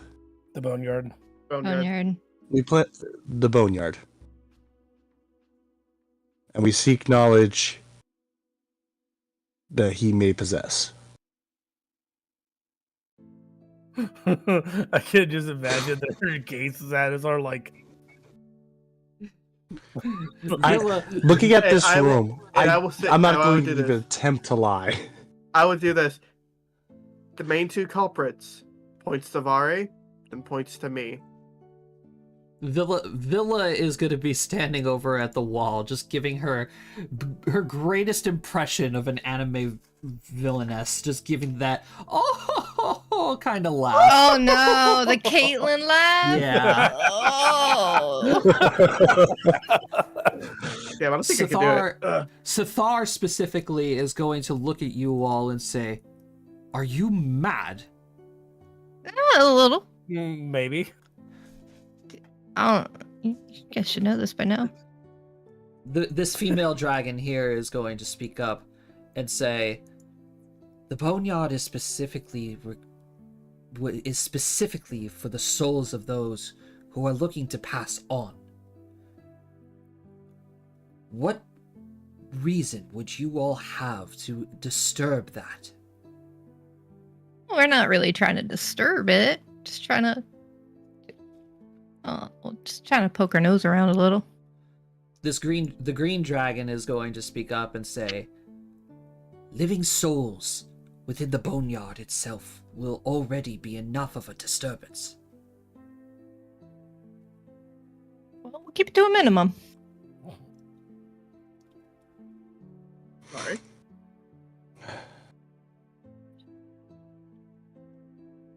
Well, I'll leave it to the two that most.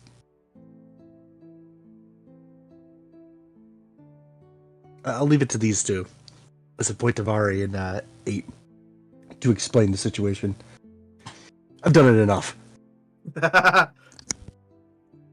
Well, you didn't want to just go bash your head on one of them's noggins? I'm out of there. There's a time and place. This is not one of them. Look, our companion here, Vari, is seeking somebody that is within possible set location.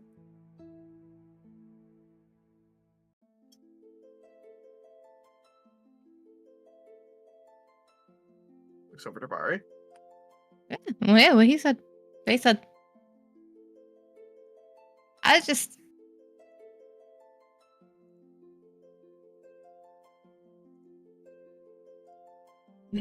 I'm just trying to find somebody who means a lot to me. I'm sure everybody here can relate to that feeling.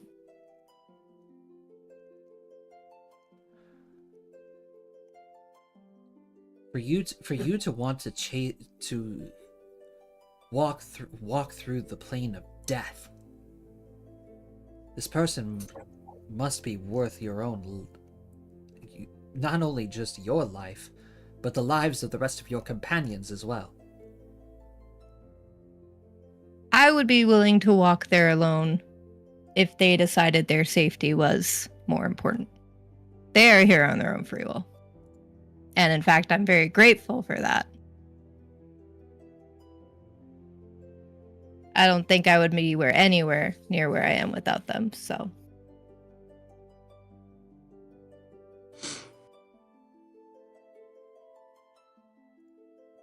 Villa is going to speak up and say, "Oh, I think I see what's going on here.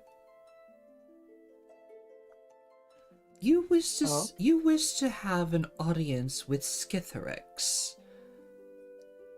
Yes. One to claim himself as the master of death, the greatest lich of the Underdark. So that way you can have a passage into this realm of death. Yeah. Caught us I mean- red-handed. It's a lot safer than our initial options of just walking on in there.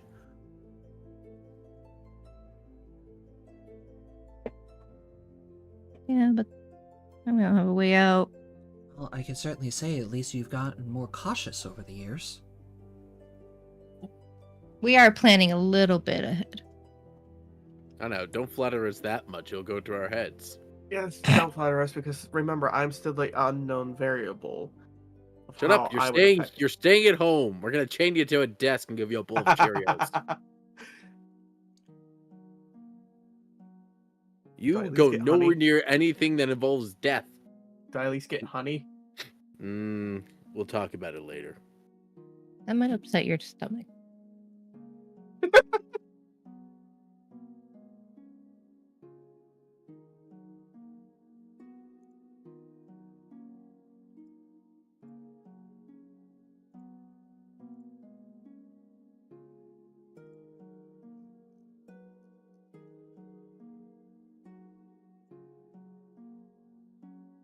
So what do you have? So what exactly did you need us for?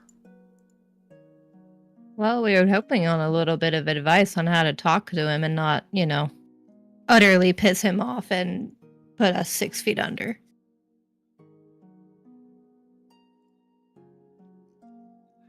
Villa lets out another hearty laugh. Children, nobody has spoken to Skitherix in over 1,000 years. In Yeah, fact, we know that. the last person to ever speak to him is Adrius here. And when he spoke to Skitherix, he came back an inch of death himself. Sounds like we have a chance. Wait, may I ask what you did that caused you almost, an inch of death? Sathara's gonna let out a laugh this time. Yeah, Adrius, tell them. Why did you go see Skitherix? Mari just leans forward Oh, the entire really party closely. leaned forward. Like, I love how the first one to instigate this. I'm like, oh, I need to hear this. The one Oh. who's The nameless all just lean closer over the table. look, as a fellow person who's seen and almost been to death so many times already, I need to know this myself.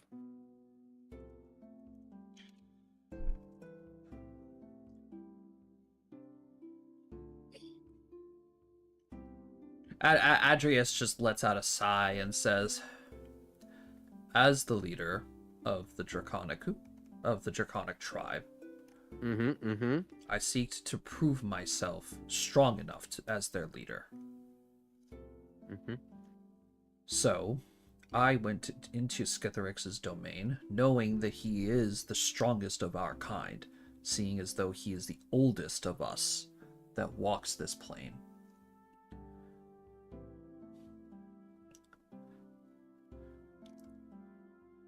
I seeked an audience with him in order to challenge him to a duel.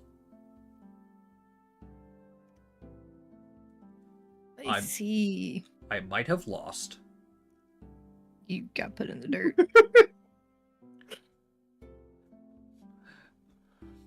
The Green Dragon is going to look at Adrius again and say, Adrius, it took even the Kitsune healers months to heal you back to full strength. 1 second, we're just gonna do a thing real quickly. Damn it. Wait, we'll save. I want to see if Alistair can keep himself from fucking laughing his ass off. Oh, me too. Hold on. And he could. So, what about now? Since Aw. I know. Oh shit! Aw. We're both so upset by this.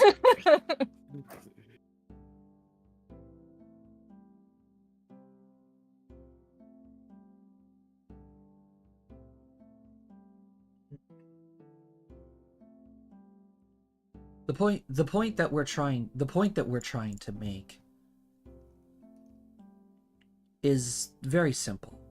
You simply just can't walk into Skitherix's domain and expect to speak with him casually about planar travel, especially into a domain that he has a lot of control of. True. We should bring him an offering. Anyone got to go? Yeah, honestly, what can we trade him? Telling you, goat. I don't know if a goat's gonna be enough. 2 goats. At least 2. Yeah. Oh my god. This might be a bit presumptuous of me, but how do you think he would fare against war? Huh? That's true. We No, don't if Mark's we just get gonna to war- look at him. Yeah. What? Okay. Okay. Let me put it more simple. Between him and war, who would win? Gotta be war. Killed one. We did. I'm not so I'm pretty doubtful on that, considering he has escaped death how many times? Skitherix would crush war beneath his claws. Yeah, I figured as much. Oh, there goes So something fighting's else not a over question. there. I was supposed to say, why would we even attempt to fight that man? Well, if fighting's not a question, that just circles us back to we need to smooth talk him. Or goats. Offer him something. So many goats. You're speaking about offering not somebody who would be considered in a lot of mortals' eyes a demigod. Yeah. An Mhm. offering. Even though he has lived for thousands of years. Yes. Hmm. People like shit. Skitherix has been alive far before even some of your oldest kingdoms. Just because he's been alive forever doesn't mean he doesn't have wants. He We could can be figure- missing the taste of goat. Ugh. Right there, I'm on the same page with Hold you. on. Please tell me you have Wait, something. I'm going to do something. Yep. Oh, I'm waiting for the silent spell. Yeah, I'm casting Force Silence on both of them. Yes. Will saves. I'm actually casting these with persistence, so make the will save twice and take the worst result. Oh, Oh, disadvantage. Where'd Will go? Oh, yeah. Where's my Do we win? Force Silence? I gotta find it. 18 and a 19. Where is it? not terribly bad, to be honest. What is this? Forced silence. Hmm. Because we're being idiots right now. Well, which is fair, what do totally. they expect? Yeah, for real. Actually, I don't think I have that spell no more. We're safe. He ain't got it. Where is it? Why is it here? He can't shut us up, Vari. Let's keep talking about goats. I'll be right back.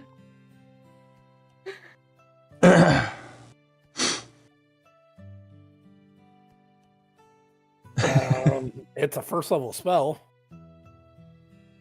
If you Yeah, I don't got it, thought you don't- so. You don't got it, you don't got it.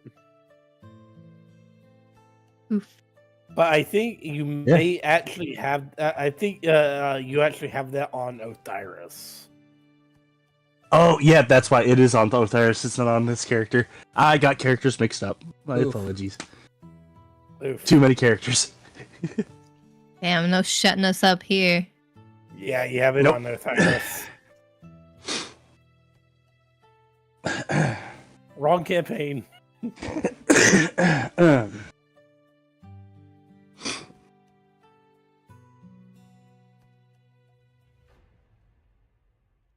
So by all means, if you truly believe that you can find something that a beyond ancient dragon would be so desirable to obtain, please share. I don't know. You described him as a demigod. Everybody likes anybody in that kind of power, I should say. Likes the feeling of having followers. Find him some followers and throw them at him. Skitherix has been in isolation for over 2,000 years. Oh, okay. Alright, he's an introvert. Jesus. His only contact being Adrius.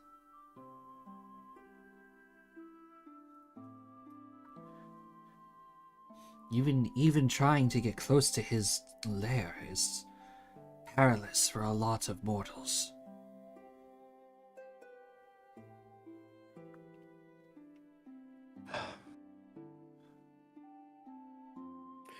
Bar, you know we love you, but this is starting to become a lot more problems than it's worth. Vara is just gonna, like, death glare him. Yeah, that's fair. I deserve that.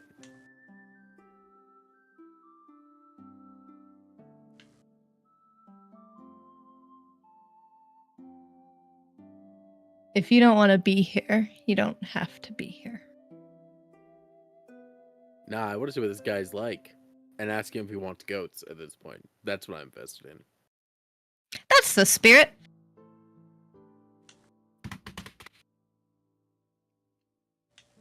If you truly do seek audience with Skitherix,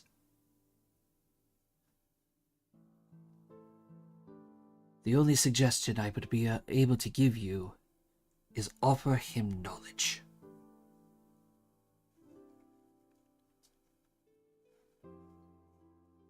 Makes Like- sense.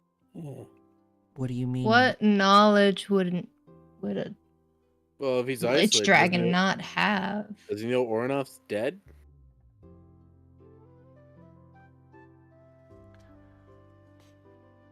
I don't think he cares enough about Ornoth. What they need is Yeah. knowledge that would benefit him. We can tell Ornoth him is just a flea. We can tell him about the Eternals. I was just about to suggest that.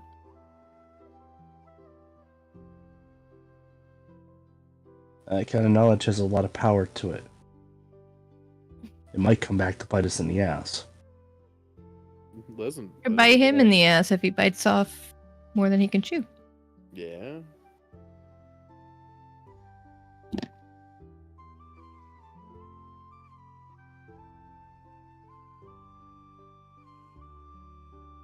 I need to make a couple rolls real quick.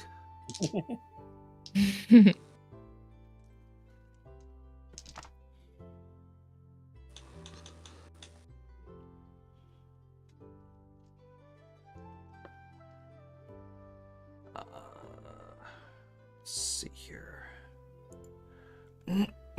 Sathar is gonna think for a second and say, you know, he might be interested in Miss Eris. In what? An 8? No one's ever interested in 8. That's kind of rude. Only thing interested in 8 is death. I don't think that's a compliment. Well, she was resurrected by a goddess. Tired. Like, the power of a goddess. Entire room turns to look at 8. 8, how do you feel about being a sacrifice to a big old dragon? You don't get an answer here. How do you feel about it? But we don't want to hear your answer. Jeez. You might be correct, Sethar. There has been no other records of creatures I'm back. experiencing death. He might be interested in her. Wait, what I missed? She also came. You're gonna be sacrificed. Sethar. You are an interesting topic. Sethar mentions that Skitherix might be interested in you because you are the only other person to have a similar experience to Skitherix. You have faced death and Not to mention, lived almost to tell the literally- tale. Not to mention, I lived to tell the tale about war. Yeah, we don't care about war right now. Fuck you. I had one con hit point. I'm so glad Cohort didn't do con damage.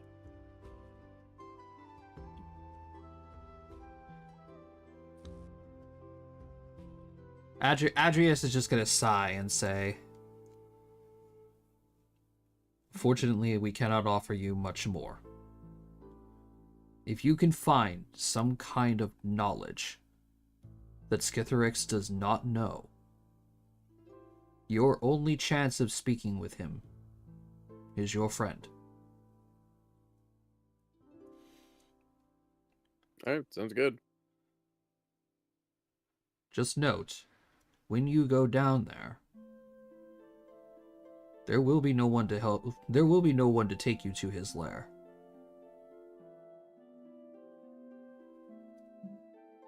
There is nothing.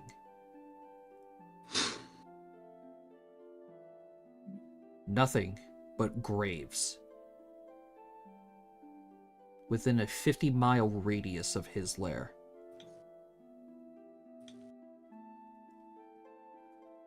They don't happen to spawn the undead, do they?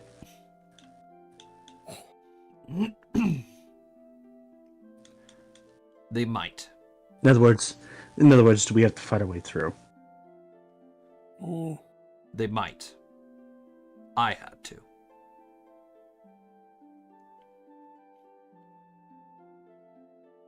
Okay.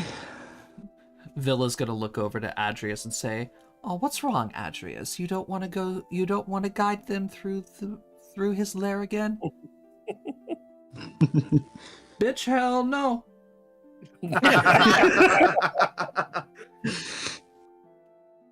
You kidding me?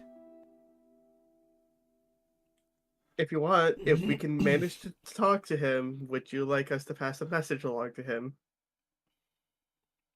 We can tell him you're ready for round 2.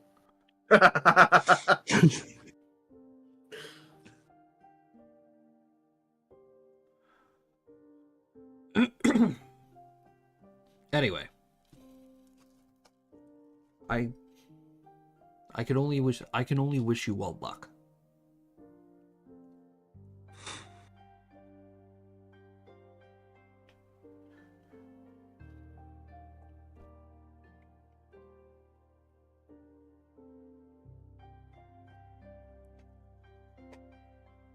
Silky's gonna speak up and say, "Well, thank you for the warning.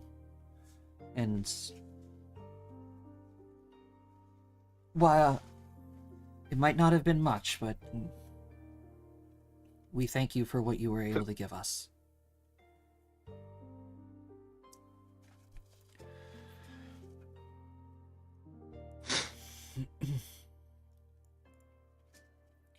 So, as you all start getting up and starting to make your way out, Xavier, Yep. you feel a shiver go down your spine as you feel the hot breath of somebody whispering into your ear. Yep, I was expecting this. Hi, Villa. Our boy better get pounced on. Yo. Oh, and don't think I haven't forgot about that little favor that you owe me. Oh, Nope. Wouldn't dream of it. Have you thought of what you want me to do? Not yet. Whispers in ear. Me. Hey, yo.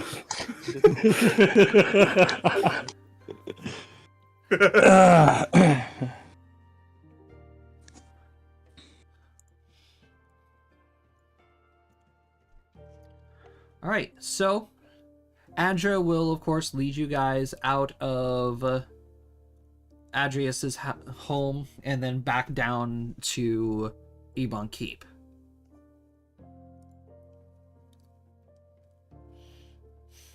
I think that went really well. I think we did great. Hey, it was nice knowing you. Maybe you guys can like swap stories or something. Yeah. That'll be enough. You should bring a bottle of wine. Well, you think he's gonna keep me down there as some type of something? Pet. Time to woo the dragon. I think it all depends on how well you talk with him. He's either gonna smush you with one of his claws, or he's gonna make you his slave. Yes. Let's tell him how I died and lived to tell the tale. I died, but I lived. See, I was fought fighting war, these Yetis. I died. man. I lived. No, you were fighting these Yetis.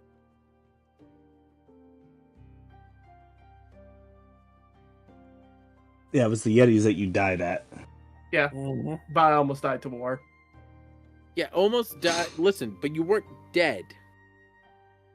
Yes, war almost killed you. I mean, I That's should not have the been same dead. as listen, it's not the same as dying, though. Let's be real here. The one that came closest to death during the war fight was me. No, I So how think do it you was feel? Jacob. I think it was Jacob. He was literally a con damage. He was literally a point away from Actually, you got me there. final death. He was literally like I what? forgot about that. He was I literally forgot. he Yeah, was literally 1 point of damage away from instant death. Yeah, I needed a 26 fortitude. I rolled a 30. If he failed his roll, he would have died. I would have been. So Andra, of course, is going to give you guys a polite bow. I wish you all the best of luck, You as well. and I hope that you return safely. Thanks. Thanks.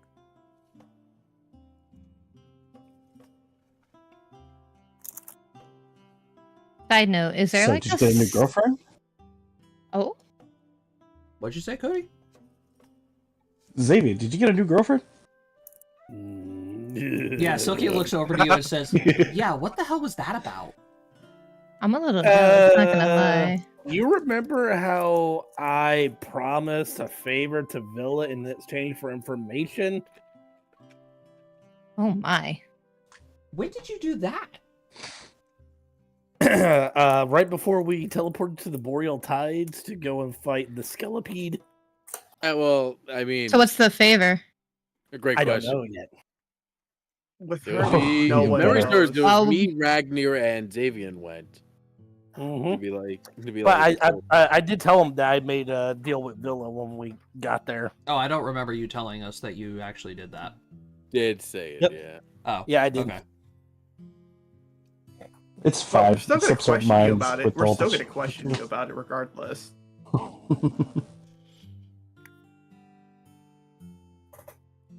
You're not gonna remember every detail of every day conversations. I just hope it's not too much that she asks for. It's Villa we're talking about. Yeah, that's what has me worried the most.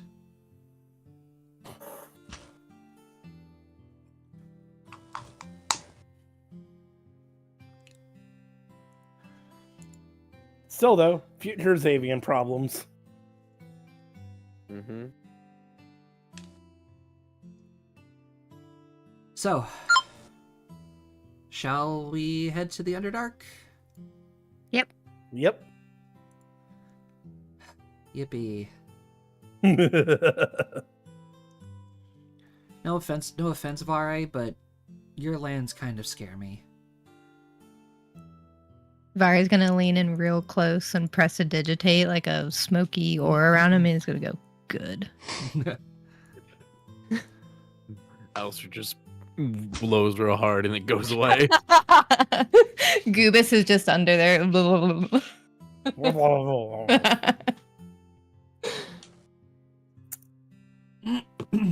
Alright.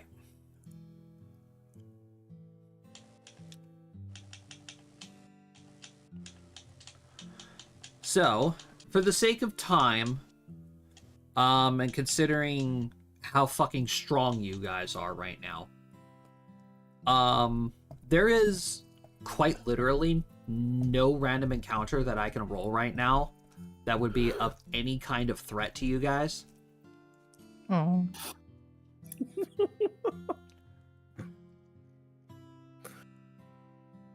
Because any kind of random encounter that would be a threat to you guys would be literally a cataclysmic event. Yep. Hey, look, it's war. Hey, look, it's war again. Hey, look, there's Trask. Yeah, literally, like, the only thing I could probably throw at you guys right now that would legitimately be a threat would be a Tarask. And I've never actually fought one of those. And Luavara does not possess the Tarask. So Oh boy, it's somewhere else. Oh, it so there does is Trask. it does exist in Apinox. Not on Luavara. Oh, I swear to God, if it's the evil campaign. Oh boy, we're gonna turn that thing into a pet. So Yes. we can go ahead and say that you guys make your way through the Underdark. It takes a couple weeks to do so. Until finally you guys pass through the tunnel of Todos and Vareas and make your way down to Hosane. Now, as you're down there, you speak to a lot of the villagers and the civilians that live in this area. And just to get an idea of where to go, they tell you that the capital city of Prakai is legitimately centered around Skitharix's lair. It is the home of the most powerful liches and all of the mages who study necromancy in Luavara.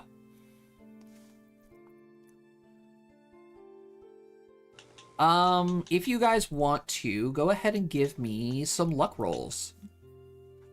Ooh. Yeah, middle of the road, baby. Oh my gosh. Wait, where the heck is my luck? Silky. Wait, Yeah. where the heck is luck? It's just a So- D, it's oh, just a 1D100. D100. Oh, is it? Oh, I'm a dum dum. D100. Oh my goodness. Okay, now it makes my roll feel a lot better.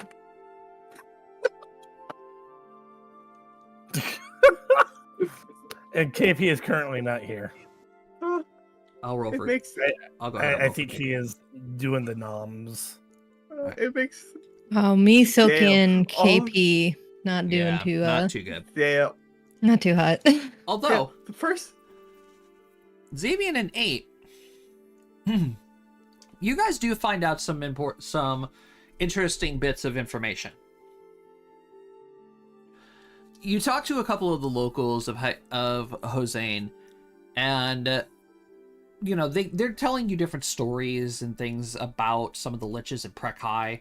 How a lot of them are self-taught.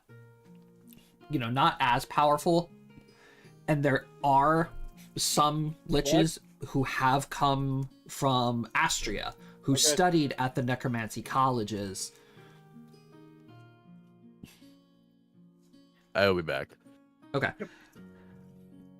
And one of them tells you the story of one of those migrating liches, and explains how the lich came to Luavara specifically to speak with Skitherix. And he goes to describe this mage, telling you that while a lot of people typically see liches as, skeletal creatures, stereotypical lich description. Mm-hmm. No, he only explains to you that he looks more along the lines of a ghoul. Humanoid, he's human, obviously, but his hair, stark white, his skin, almost as pale as the snow of the boreal tides.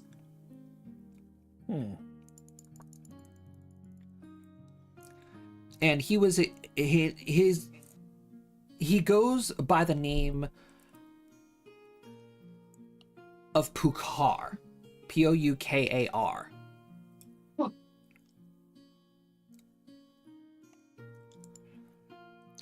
And Pukar came to Hossein to unwind from his travels, because obviously Hossein is the fastest way in order to get to Perkai and to Skitherix's lair. And he was explaining to, a tavern one time, he got a little drunk, and talking about Skitherix's lair, that he has never felt that much necromantic energy radiating off of the land itself.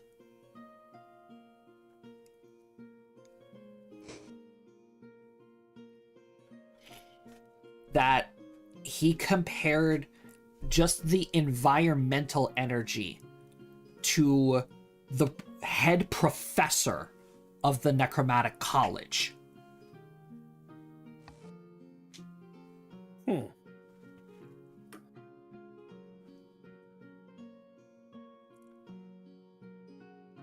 Sounds like we need to talk to this guy. Indeed. A wise choice. Fortunately for you guys, he died 30 years ago. Ah, son of a bitch. Oh. I mean, we're literally in the land of necromancy.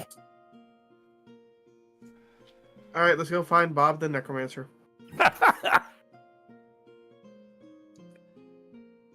All right, so give me just a moment here.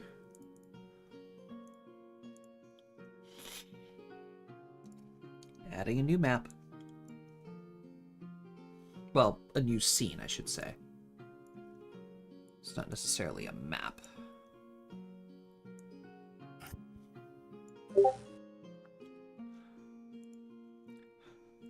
G'day, I'm Bob the Necromancer, and today we're doing an unboxing.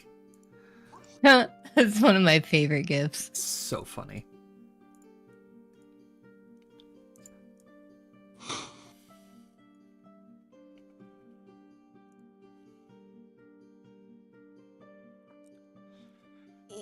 Bum, bum, bum, bum, bum.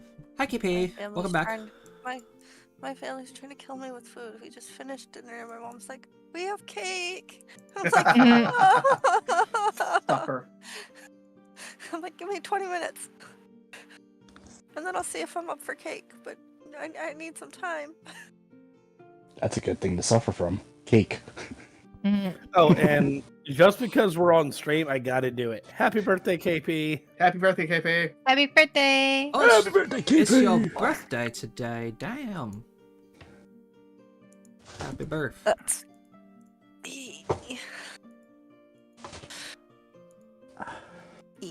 Wait, wait, KP, it's actually your birthday today? Yeah. That's hilarious. Your birthday's the same day as Mama Vilgaros. Who? My mom. Got her. Oh, Yeah, it's my mother's birthday today. That's awesome. Happy birthday to your mom. Happy birthday to your mother. Happy birthday. yeah. Happy birthday! Happy birthday to your mother. What did I come back to? Happy birthday. It's birthdays. It's Jush's Moomy's birthday. Oh, it's Juice's mummy's birthday. Happy birthday, ma'am. And KP's birthday. Happy birthday, KP. We already said that. So many birthdays. They all wanted to say it on stream. They Okay. They wanted it memorialized for all time. Oh, okay. Damn right.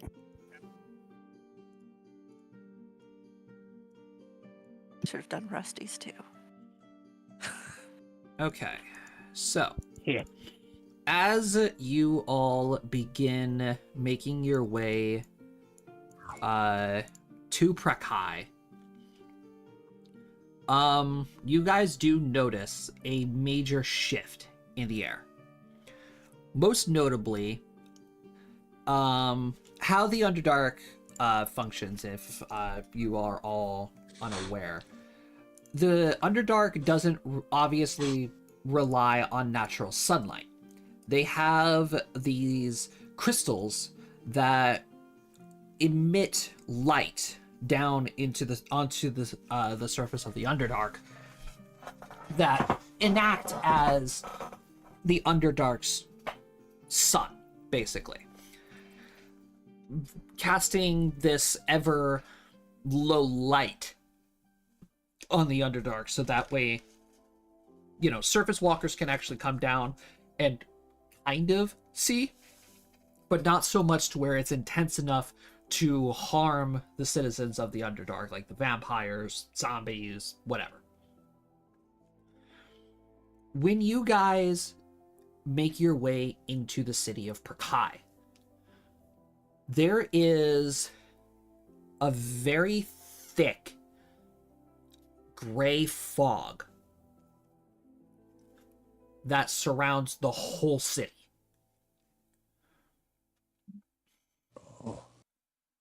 Like if you have ever seen images of what industrial smog used to look like, pretty much that. Vision is incredibly limited here. So much so, it is difficult for people to see anything more than about 60 feet in front of you. Alistair coming in clutch to the true sight goggles. Yeah, except Alistair, who can see fucking everything. I see it all! I didn't need to roll the mischance when we fought war, but I didn't find that out till it was too late. So, Oh, it's pink. what's pink? Nothing. I was just making a joke, like finding a random building that was pink. Oh.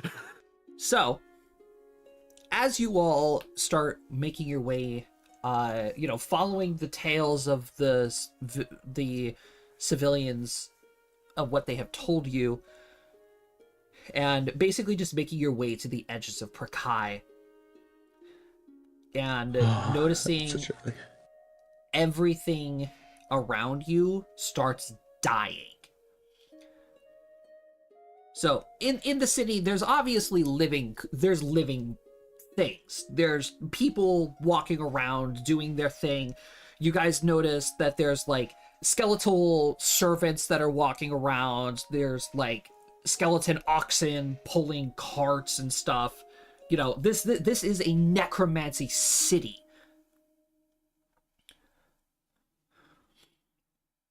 And while, yes, a little uncomfortable, it seems extremely functional. There are, living things around here, people, plants, etc. But, as you reach the outer edges of the city and start following this trail rumored to lead to Skithrix's lair, the trees around you, the grass, the plants, everything starts dying the further you get out. So all the way up until the point where you guys notice that like there's patches of dead grass, and then there is just a line that separates the grass to quite literally a wasteland in front of you. Are you sure we can cross that?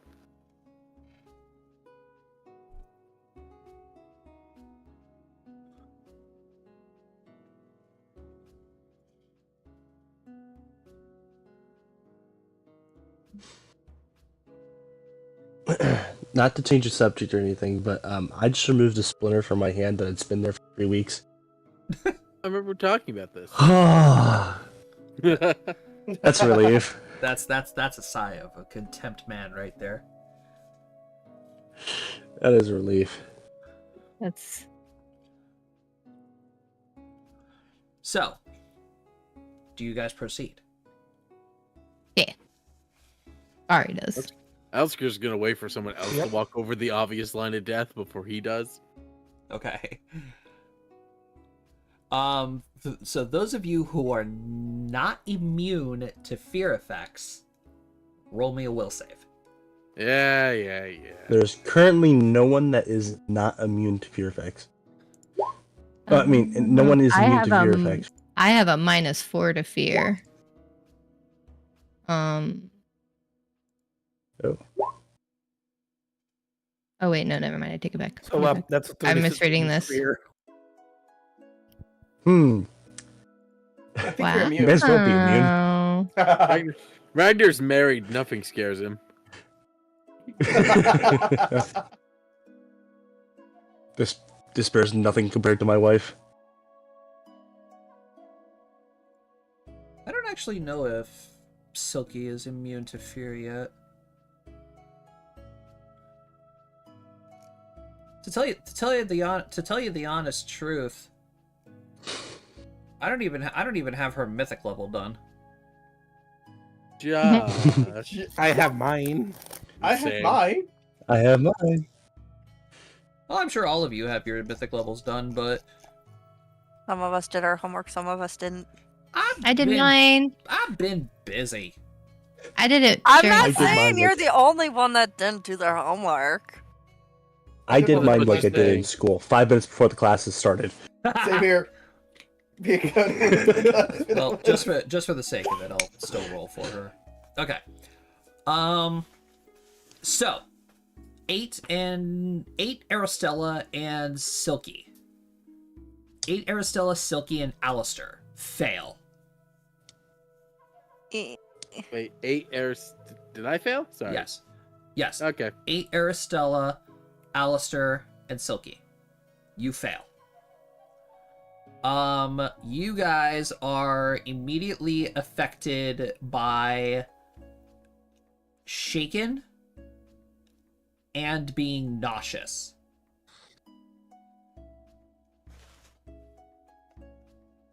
ugh. I gotta read some skills, see if I have anything that.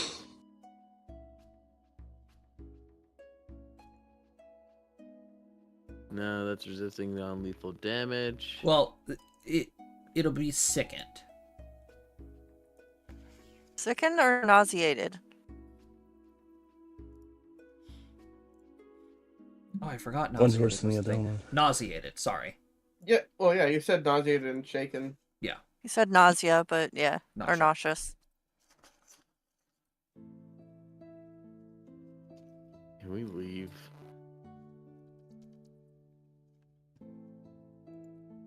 They weren't kidding. The fact that the land around it is corrupted. I think they're sickened because nauseated means they can't do anything, basically. Oh, okay, then yeah, let's just go with sickened. Yeah, nauseated creatures are unable to attack, cast spells, concentrate on spells, or do anything that requires attention. Yeah, let's just go with sickened then. I forgot that sickened was the prereq to that.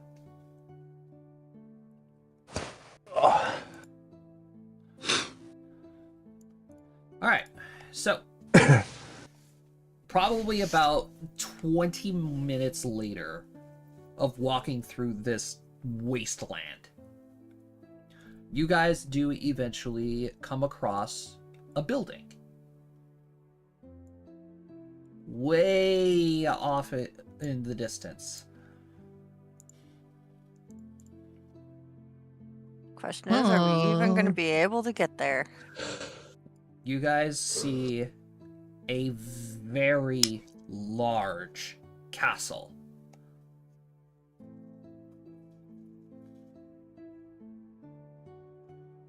Most of it appears to be tattered and in ruin. I'll go home.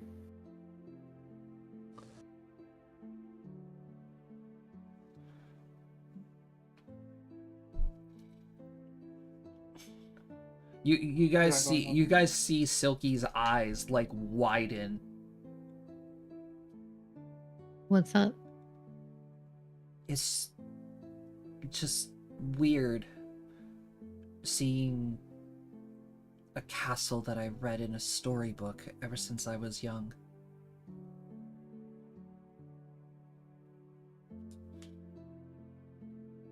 If this actually is the same castle, I kind of understand why there's such a terrible feeling when you walk here.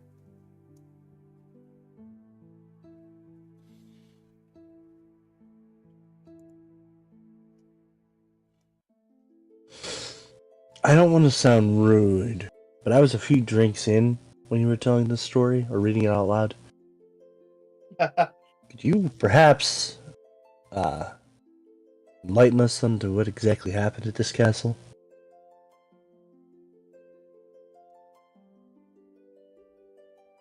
In the first Really book, set the mood.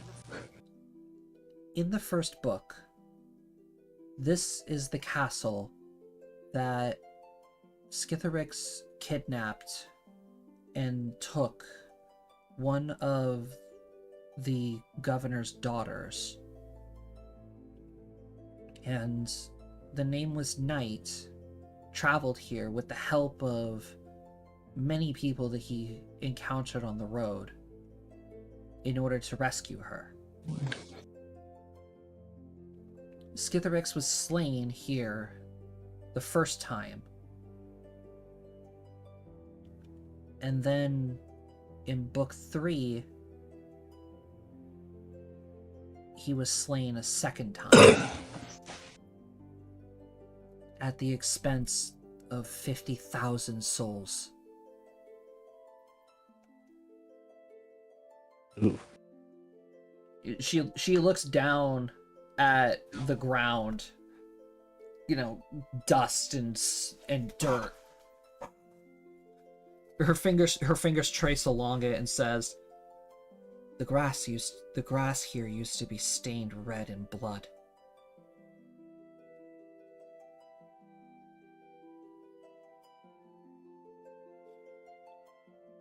And it was the last battle the Nameless Knight ever had. Until finally dying in his sleep.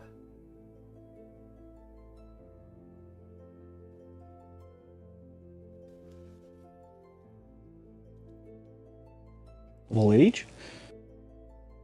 Man, what a depressing way to go.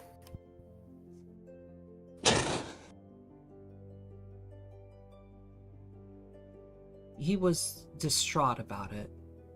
He was always saying that he wanted to die in battle, but surrounded by his children and his grandchildren,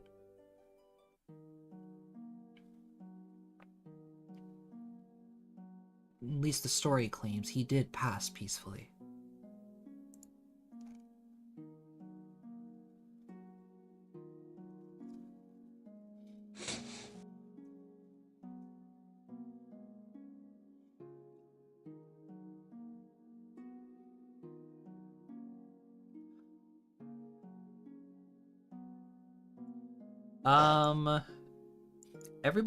Everybody go ahead and make me a fortitude save.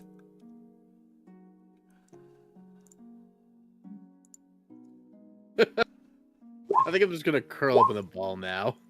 Aww.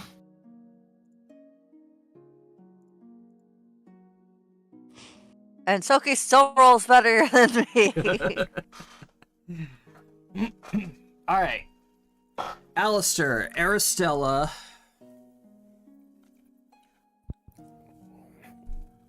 Ragnar, and 8. You all fail. What happens? Bitch.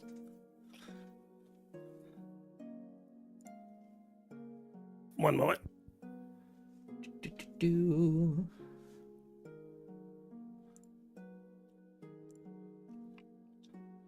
You are each going to be taking 2 points of strength damage. You bastard! Yay! How do I put that in? I just did it. I'll be completely honest with you. Don't worry about it. Okay. Put it this way: you guys are not fighting Skithrix.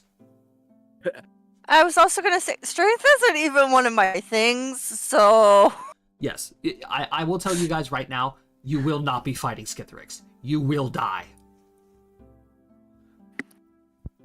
Well, it's a good thing we just intend to smooth talk him. Yeah, Hopefully. if you guys were to actually challenge Skithrix, this isn't even a lethal encounter. It is a suicide mission. Nice. The best kind of missions. Oh boy. Yes, fighting We go Skithrix. full on hell divers on this. Yeah, fighting Skithrix This will quite literally be your own death. would be the fight where we'd roll triple crit. Oh my god. So, you guys hear a loud roar echo throughout this entire wasteland. The ground beneath you starts shaking as you feel large footsteps, and they are getting closer.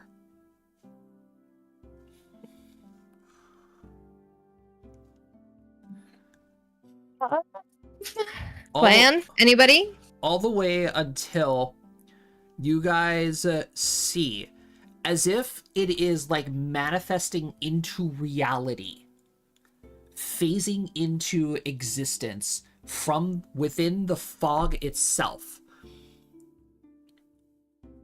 You see this. That's cool. oh boy, it's a dead A Durgan, Dragon. a Dracolich. Why does it remind me of Azak, but way cooler? I know, right? By the way, By the way, this is to scale.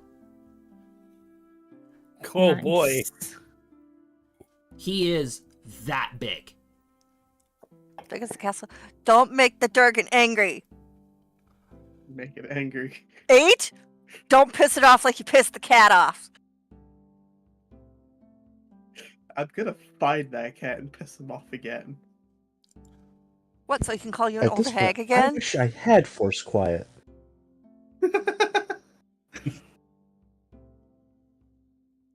Not gonna lie, when 8 said that she was gonna find that cat and piss it off again, I thought she said, I'm gonna find that cat and piss on it.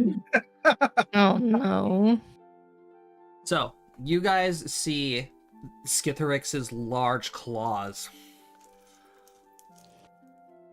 like dig into the ground as his face lowers down in front of you, and you feel his breath as he exhales as the wind rushes you guys.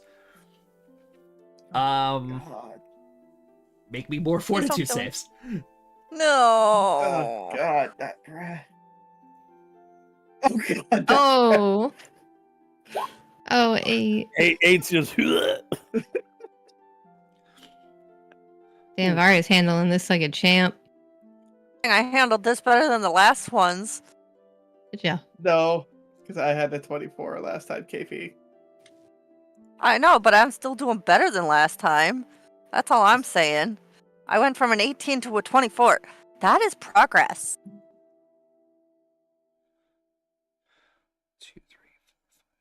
Who didn't roll yet? Soki? Oh no, Soki did. Alistair. Alistair. I got you. Me. Oh, he stepped away. I forgot. Roll 20. There we go. I literally pulled up a sheet and it literally stopped my page for a second. All right, fortitude. Yes. Okay. Damn it. Is anybody immune to poison?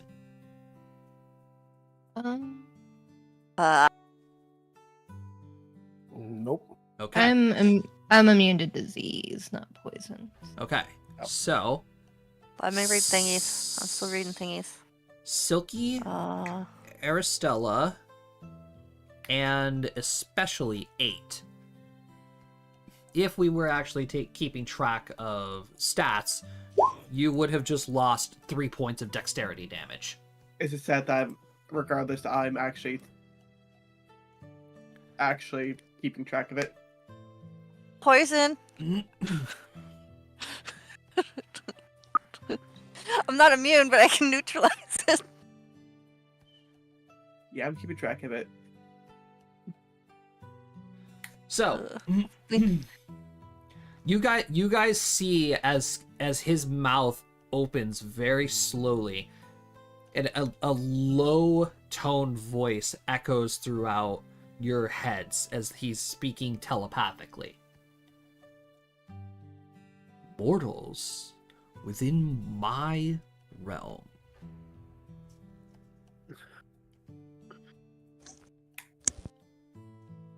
The last of any mortal kind to set foot here, walked away barely alive. Yeah, we heard about that one. You think he's talking about Andreas? Bar is just, yep. Yeah, we heard. We heard you put him in the dirt. We greet you, Lord. It's Lord, right? Guys. It is the highest honorific you can muster, is what it is. He's the, one that oversees this domain, right?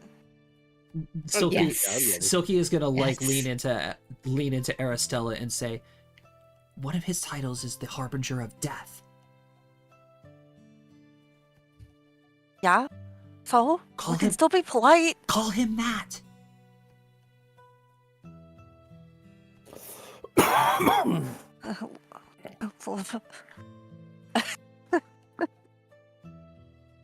We greet you, Lord Harbinger of Death. Silky just face palms. Oh my god. I mean, to be fair, she is shaken. She is. Yeah, I'm she ain't in sick. her right mind. I'm a little distracted. Okay.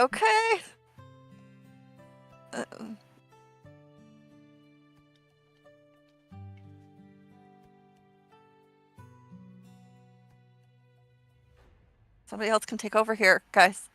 Var's gonna step up and kind of roll his eyes a little bit and be like, clear his throat, get real tall. Like, you don't want me to talk here. I want you Yeah, to yeah. no, Alistair- no, we don't. Alistair- no, we don't. Alistair, make sure your bow is still nice and shiny. Alistair's just eating an apple watching this. You pull out the apple, it instantly dies. Oh, that would be so sad. You know what won't? My jerky. Okay, Var is stepping up. He's gonna put his chest out, make himself look as big as he possibly friggin' can in front of this monster.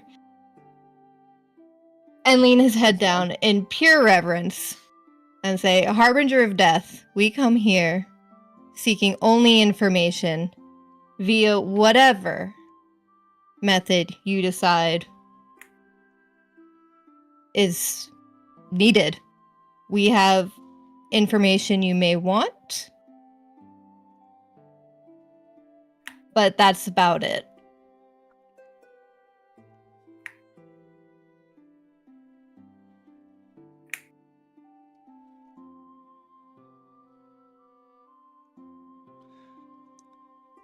His mouth slowly opens again, and he asks, why would I share my knowledge with you? What purpose do you have of my knowledge?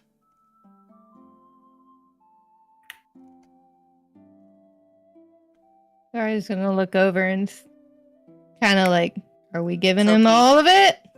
We letting him all have it? Are we being 100%? I mean, yeah. All right. You do not lie to a creature like that. No.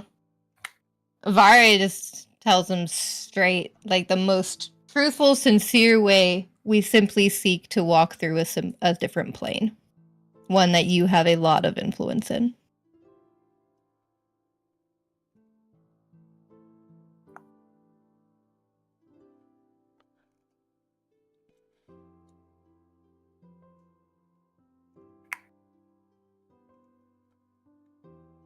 Seven mortals wish to walk the realm of death.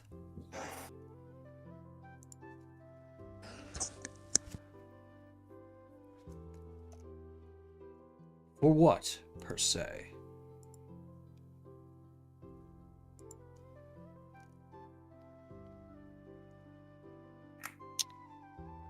Nothing that would surprise you, I'm afraid. I just simply seek somebody who's dear to me. He seeks to speak with one who has already passed from this realm. Or from this plane.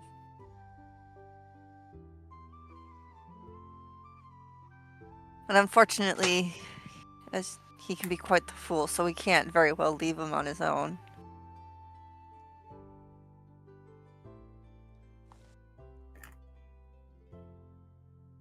Impatience is a sickness of mortals.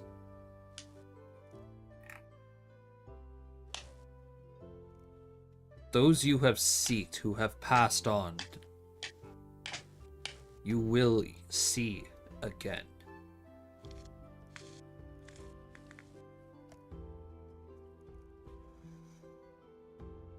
I see into your souls.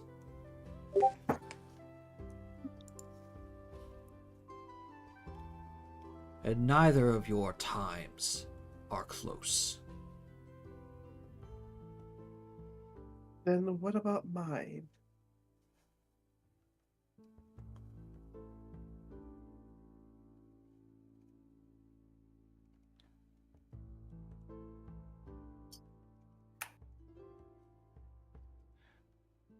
Eight. You feel a cold wind brush over you as it sends a chill down your spine. Bitch.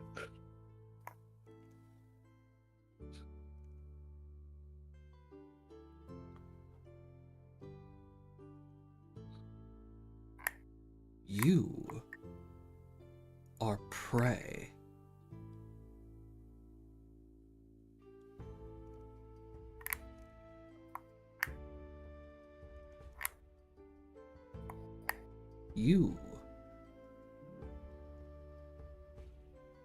You can see them.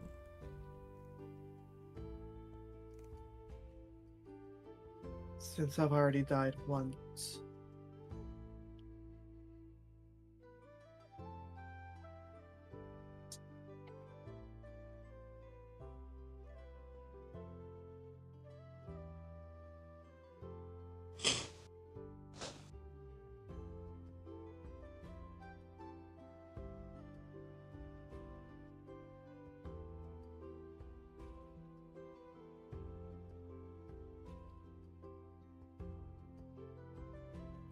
The great beast just stands before you, not saying anything, not moving for a while.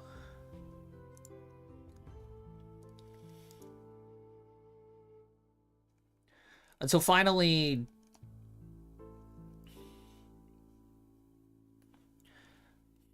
you see him lift his claws. They slowly, like, disappear back into the shadows. And he withdraws his face. and vanishes within the fog. Did I do something wrong? Well, we're not dead, so I'll take that as a no.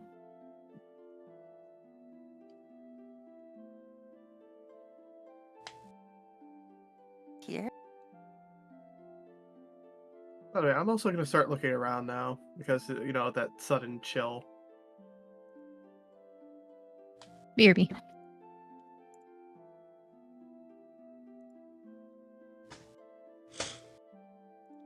And suddenly, through the fog, you're able to see a light.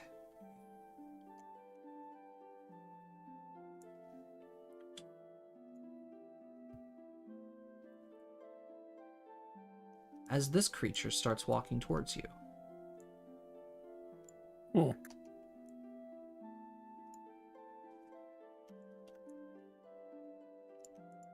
Now this is just Cody saying this. Fireball! Everybody get down! Yeah, Cody is saying...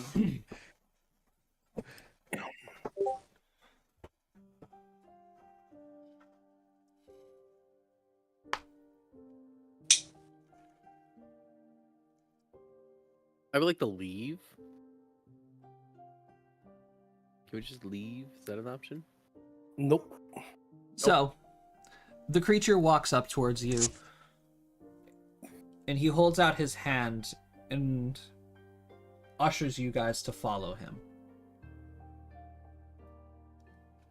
I follow. Follow. It would seem we have an audience. You're granted audience. I'm gonna go back to the woods.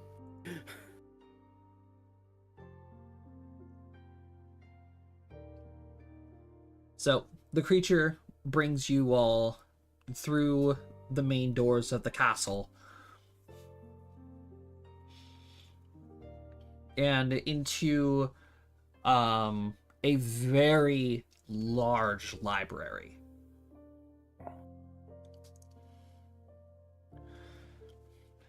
The skeletal creature flicks his hand and conjures up a large table, a few chairs and such.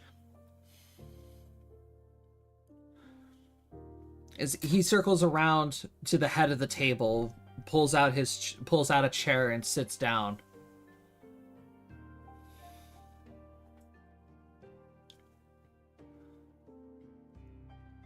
I'm back. Welcome back. What a mess. We had a big table with our new friend. Oh, we have a new friend. I wouldn't say new friend yet. New Looks- acquaintance. If not friend, why friend shape? It's very much not friend shaped.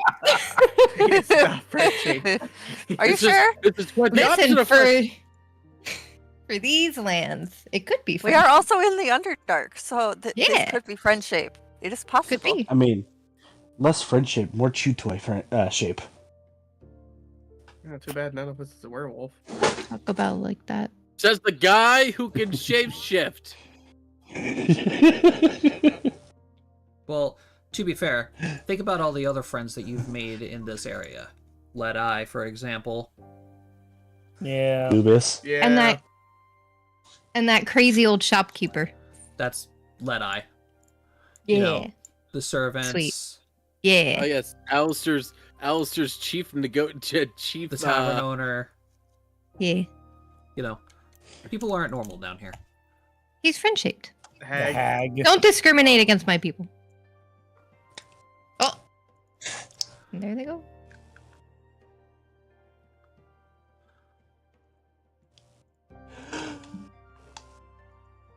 So the creature will, gesture towards the rest of the chairs. And he'll sit there and fold his boned fingers and say, I must give you all a congratulations before we begin our discussion. You are the first living creatures to set foot in this castle in well over 10,000 years.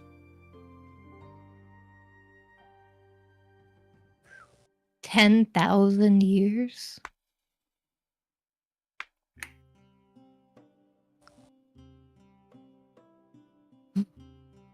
And even But yeah, I think even longer so,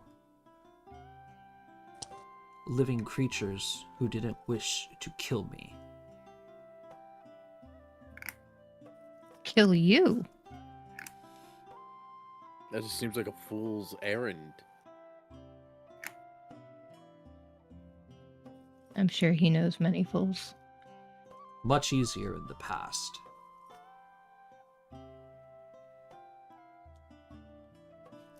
I hope at least this form is suitable enough for your mortal minds. Quite. Suitable. thank you for your hospitality. Yes, very. Why did I imagine you stiffening up as you said that? Because when you know Just the way you it can be came wiped out. off the face of the earth, you fucking stay in line.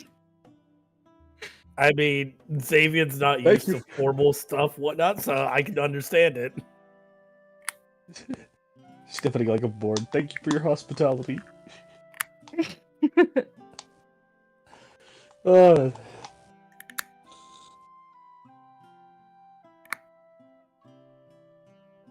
Understand one thing. I hold a great number of knowledge, a great deal of knowledge of this realm. I have lived through much, some of which you might all not be able to comprehend.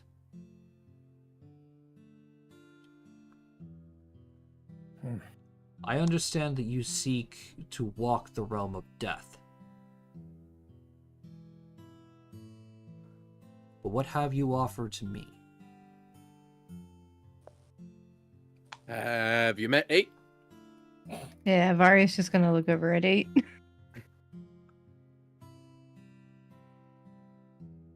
we can share with you the experience of one of our companions. Someone who has shared a similar experience to yours. That in living beyond death.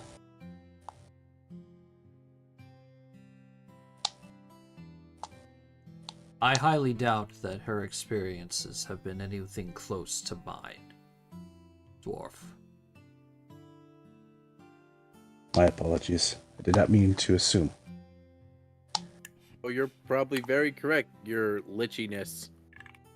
I have Alistair! merely granted you my audience. I'm panicking, sorry. I have merely granted you my audience because of your friend's experiences, in hopes that you mortals may have an understanding of what you're getting yourselves into.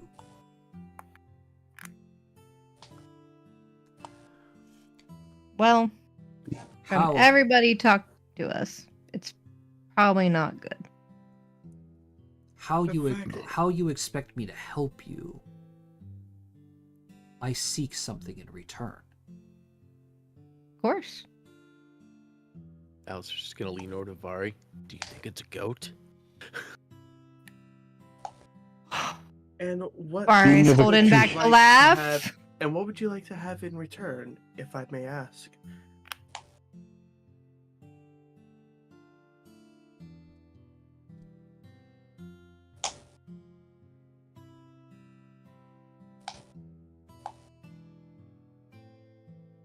He's just going to sit back in his chair and say, and he's just going to open up his hands as if he's saying, "Make me an offer." What do you give to the girl who has everything?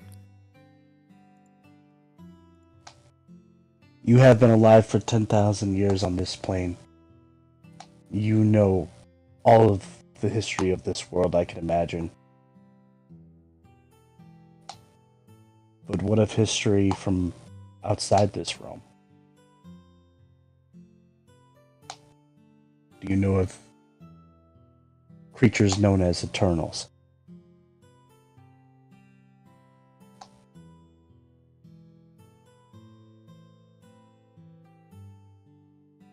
Beings that claim to be gods above all mortal men.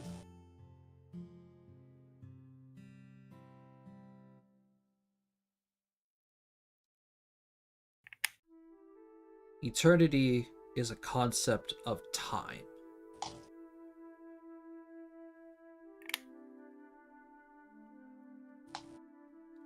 And time is the enemy of all.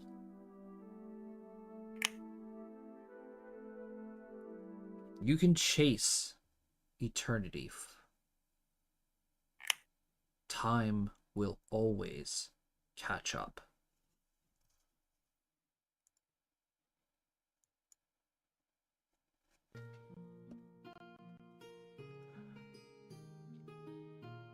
Eternity is not a thing. It is a hope.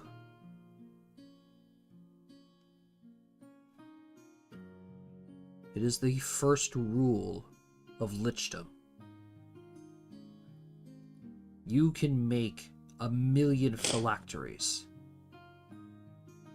Split your soul as many times as you desire.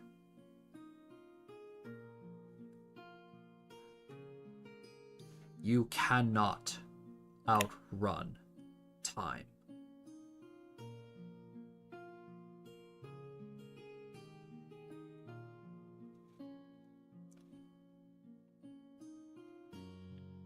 Even I understand that someday I will be taken by the Lamb. Or eaten by the wolf. No matter how many times you tried to delay it, they will be there waiting.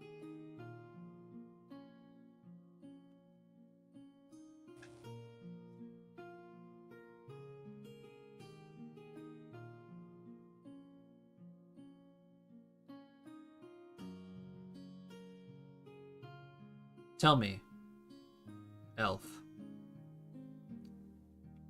how many times have you seen them? I recounted him the amount of times I've seen them. Just a few times.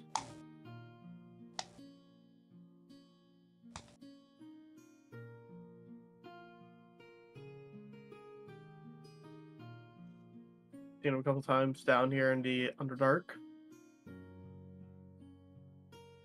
As well as when the Blood Moon happened.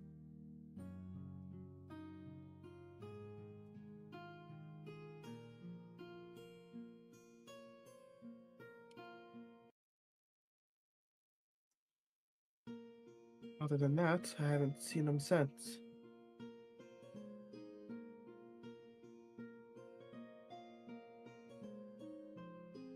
You have already reached past the Lamb.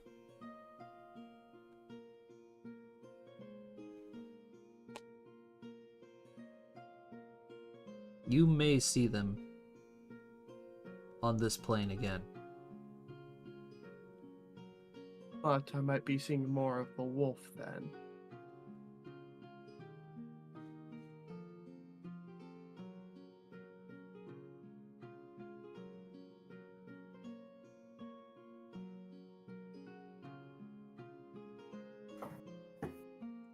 They will merely be here to check on you.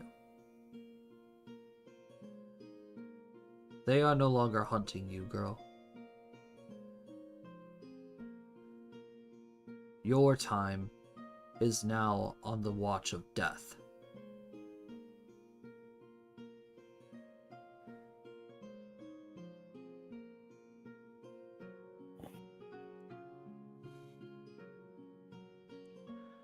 However, Go on.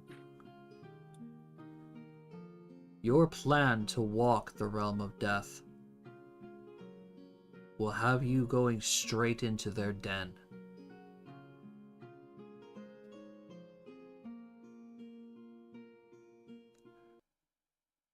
Is losing your soul truly worth what you are planning to do?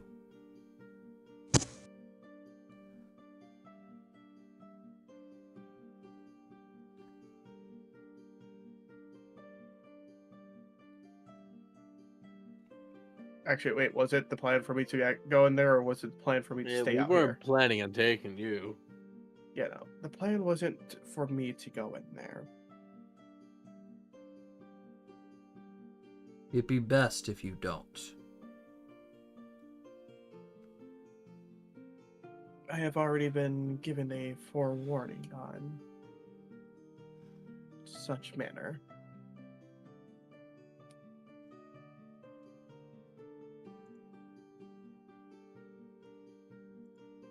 Souls that are outside the grasp of death will lose themselves if they are separated within the realm of death itself. You will not pass through the boneyard.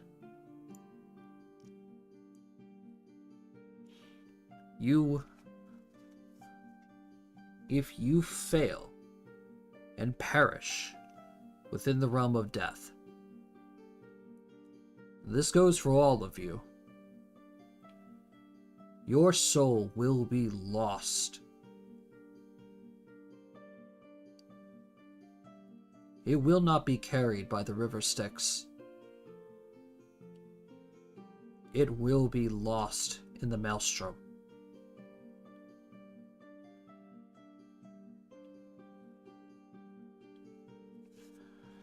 Give me knowledge planar rolls. Yay, because I'm so smart. Yeah! Oh my god! Wow!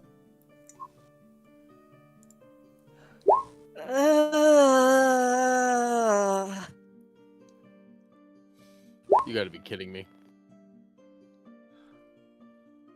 Josh, can you check my sheet real quick on your end? Yeah, I let's can check your sheet. What's up? What's wrong with it? It's blank on my end.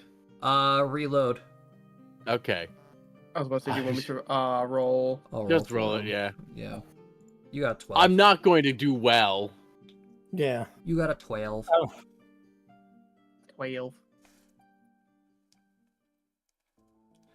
I do gotta go though, folks, sadly.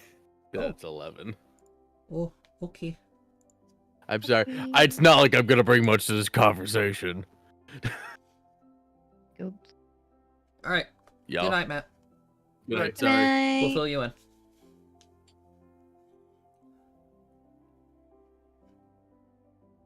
The maelstrom.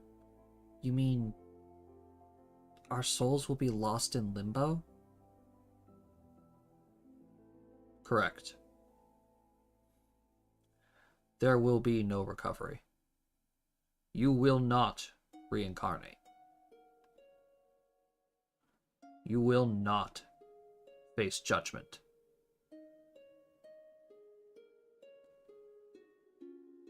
Okay, let me put it like this. It is on the equivalent terms of Ravina's. It's on the equivalency of Rovina's realm. If we perish there, there's no going back.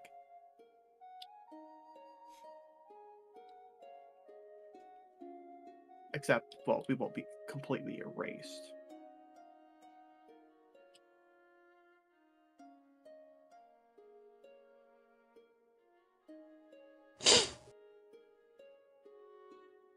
He's going to turn and look at Vare right in the eye and say, "Are you sure that this is worth it?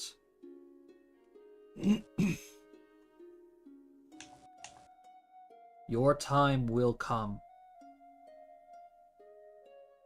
And you will see her again.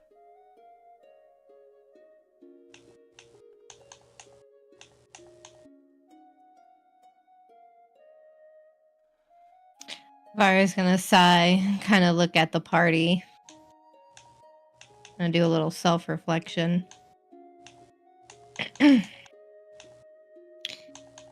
He'll take his hand and reach out, and he will swipe at the air,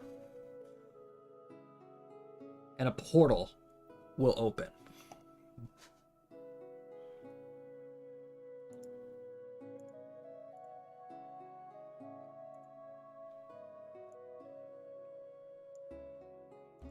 Not a good idea to make that gray, dumbass.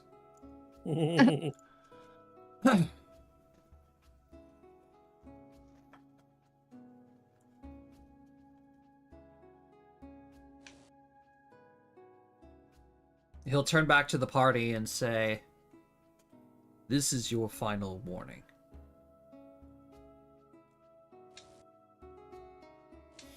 If you truly wish to walk the realm of death," he gestures towards the portal,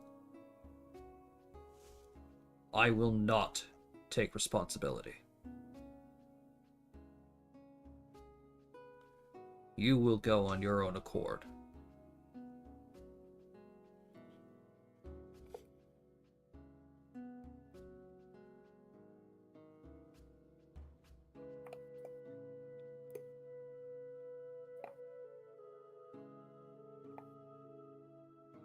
Vara's gonna take a step closer to the portal and look back at the party.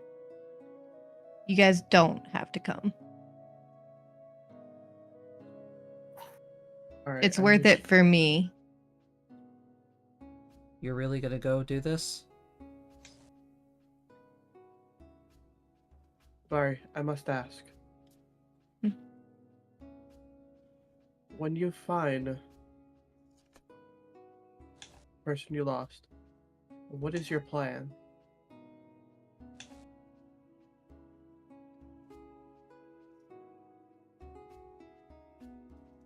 I can't.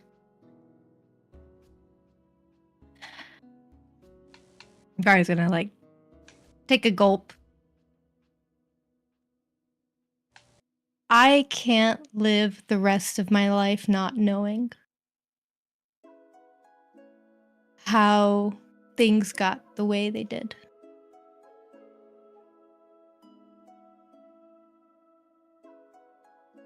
And I can't live the rest of my life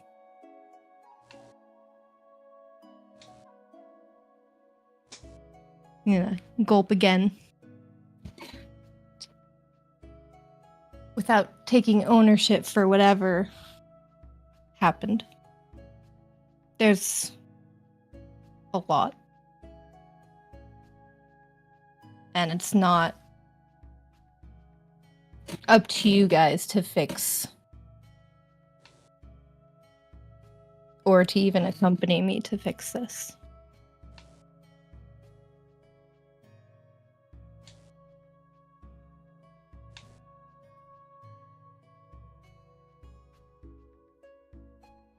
I have an opportunity. I have to take it.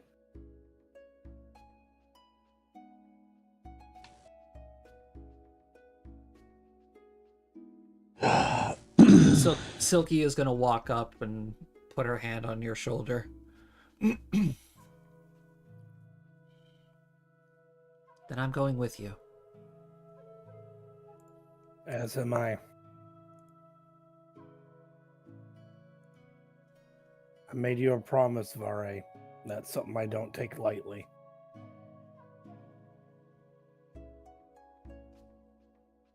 We swore that we would do everything together. That we would stay unified no matter what. I don't intend on breaking that promise.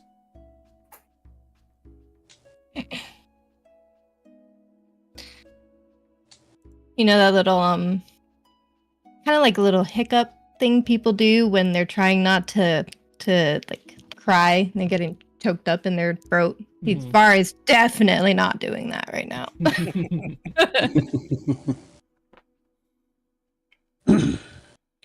I don't know if I was there for that promise, but regardless, I can't let you get excused by yourselves.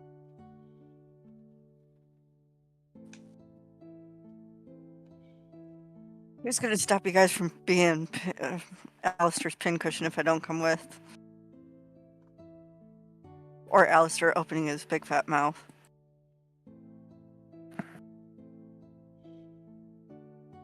But, if we do die in there, you'll have hell to pay with my wife. Just your Oh. wife, sir? Oh, I'll have hell to pay with a I lot have a of people. feeling that she would have her entire family come drag your ass back.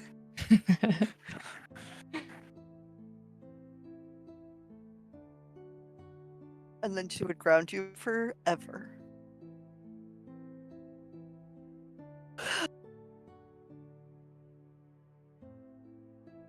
One more question, sir, if you don't mind.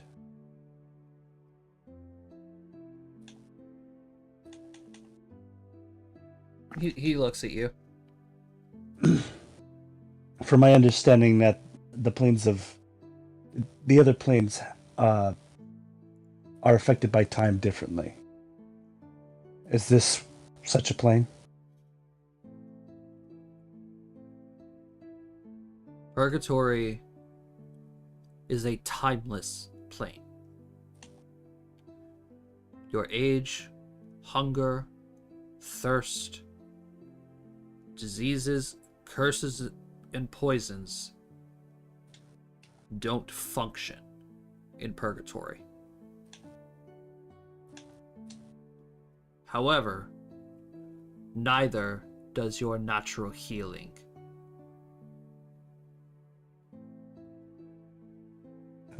You go in, you must do things perfectly.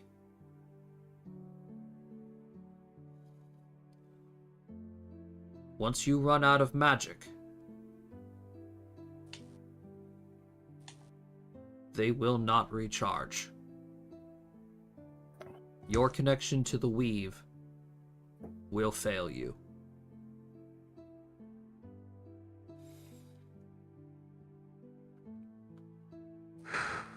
Okay. Necromancy magic will also be enhanced. You are in the realm of death. Simply would make sense.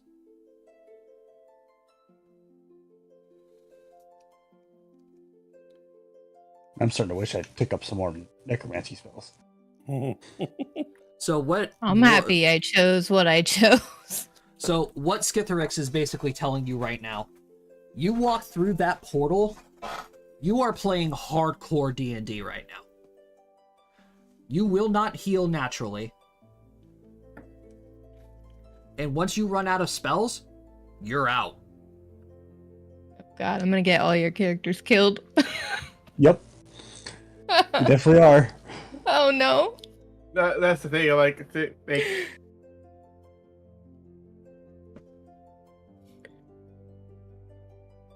and if I go in there, it'll only be worse. Hey, you're not allowed to come. It's just that simple. You have to sit here and If she chat with. to come, let her come. If it's really going to be that bad in there, we need all the help we can get.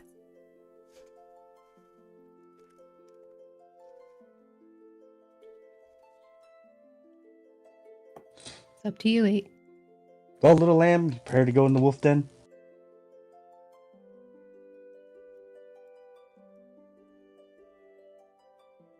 Well,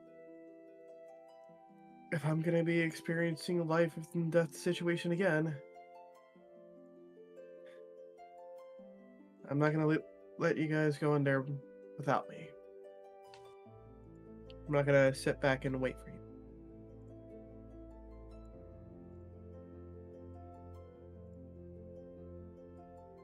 All right, Besides, I'm not suicide gonna- mission. Let's go. Besides, I'm not going to be the one to tell Ravina this. Hell no. I'll tell her. Tell Ravina what? Barry offers No. himself a Died. sacrifice to tell. That's the thing. If we die, no one gets to tell her. Yep. So if you Well, guys die the and I was deal- out here, The deal that Ravina offered was so there was two different things. So either she could make a body for Vari's sister, but we had to locate and retrieve her Yeah, soul, that's or what we're pretty much she doing. could or she could retrieve the soul, but we would have to find a body.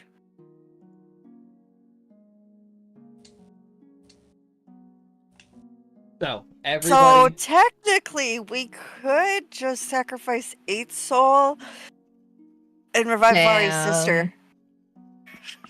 Damn. I'm just saying, if worse comes to Brutal. worse. so we are all in agreement that you guys are walking through. Yep. Unfortunately. Hell yeah. Terrified. All right. So, Spooky, let me ask you. Yeah. Let me ask you this question. Mhm. Are you actually going to try and help your sister? Are you actually trying to take Rovina's offer?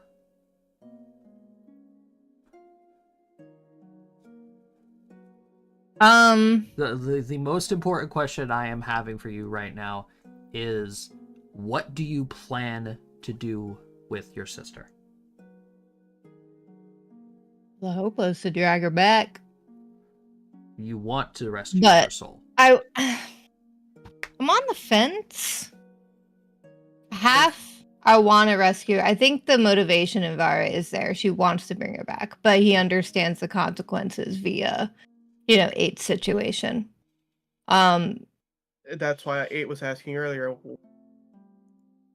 what do you plan on doing when you find the person you lost?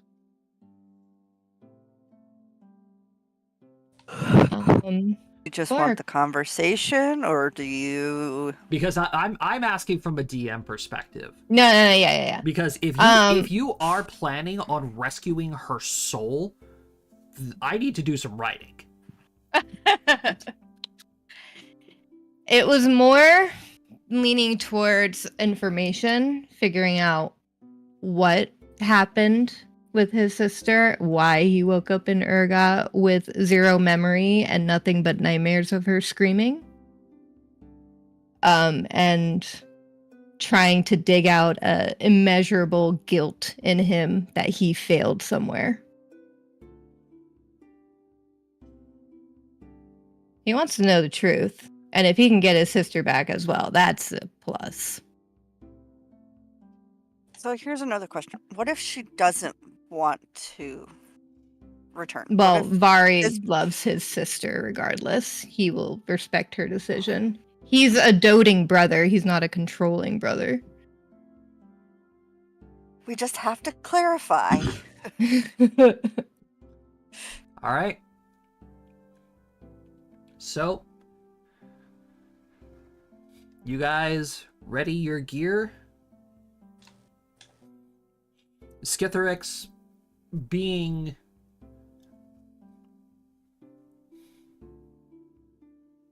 charitable, undoes all of the negative effects that he afflicted on you guys.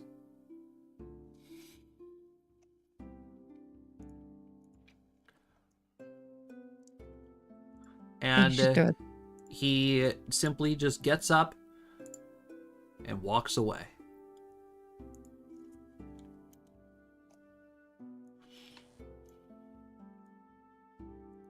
Time to die. I have a feeling if we don't hurry it up after he leaves, it's also gonna be time to die here.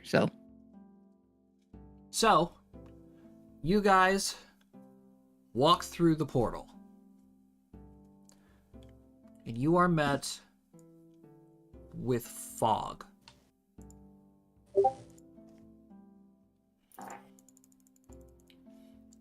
What is this, Dark Souls? Okay. A dark, eerie, gray fog covers the land around you.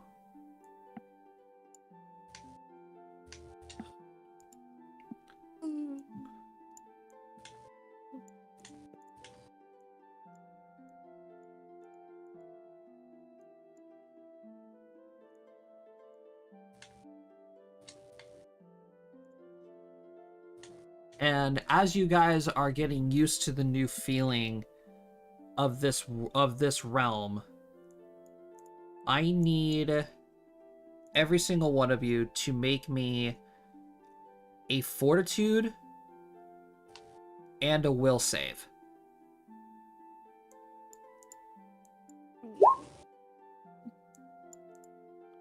Smash. Fortitude and will. I'll Damn. do. Oh, Damn it, Cody. 20? Fortitude. All right, all of your fucking rolls are all over the damn place. That was a Will. second. You're welcome. So, But- Mine are right next to each other. Hold on. if your fortitude save... Hold on. We gotta get Alistair's as well. Okay, Silky failed both of them. That's great. Oh, I gotta remove his too. Think, think.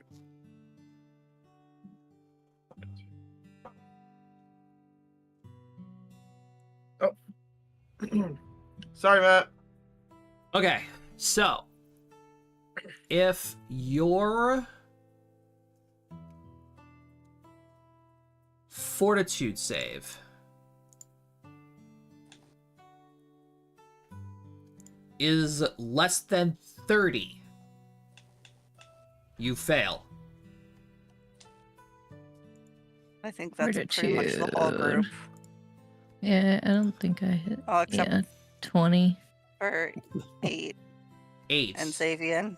And Xavian. Your defender wins, you will not lose. Everybody else fails, and you will be taking 1 point of strength damage. This is going to be permanent now. For a while. Okay? Because remember, Okay. you are now in the realm of death. There is no natural healing.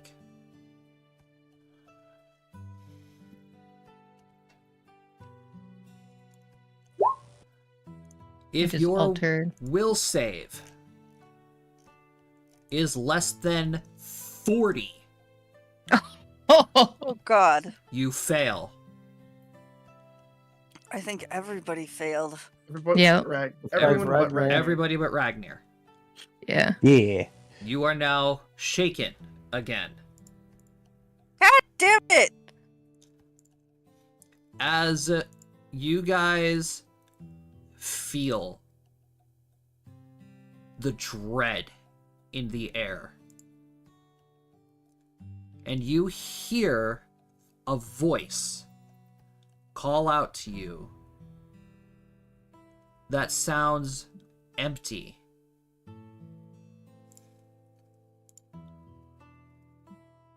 And it says,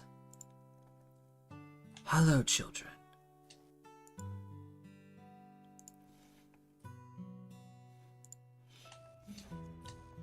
You all turn around, and standing before you Oh shit, is that death? is death." Yeah. Hello there.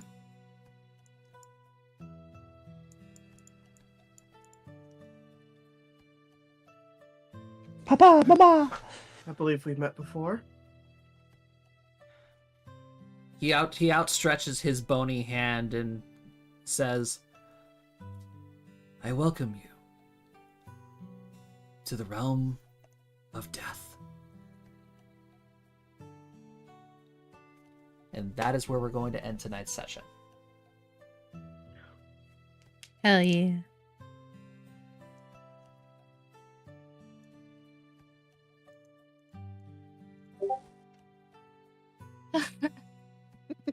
Hello, Death. Good morning.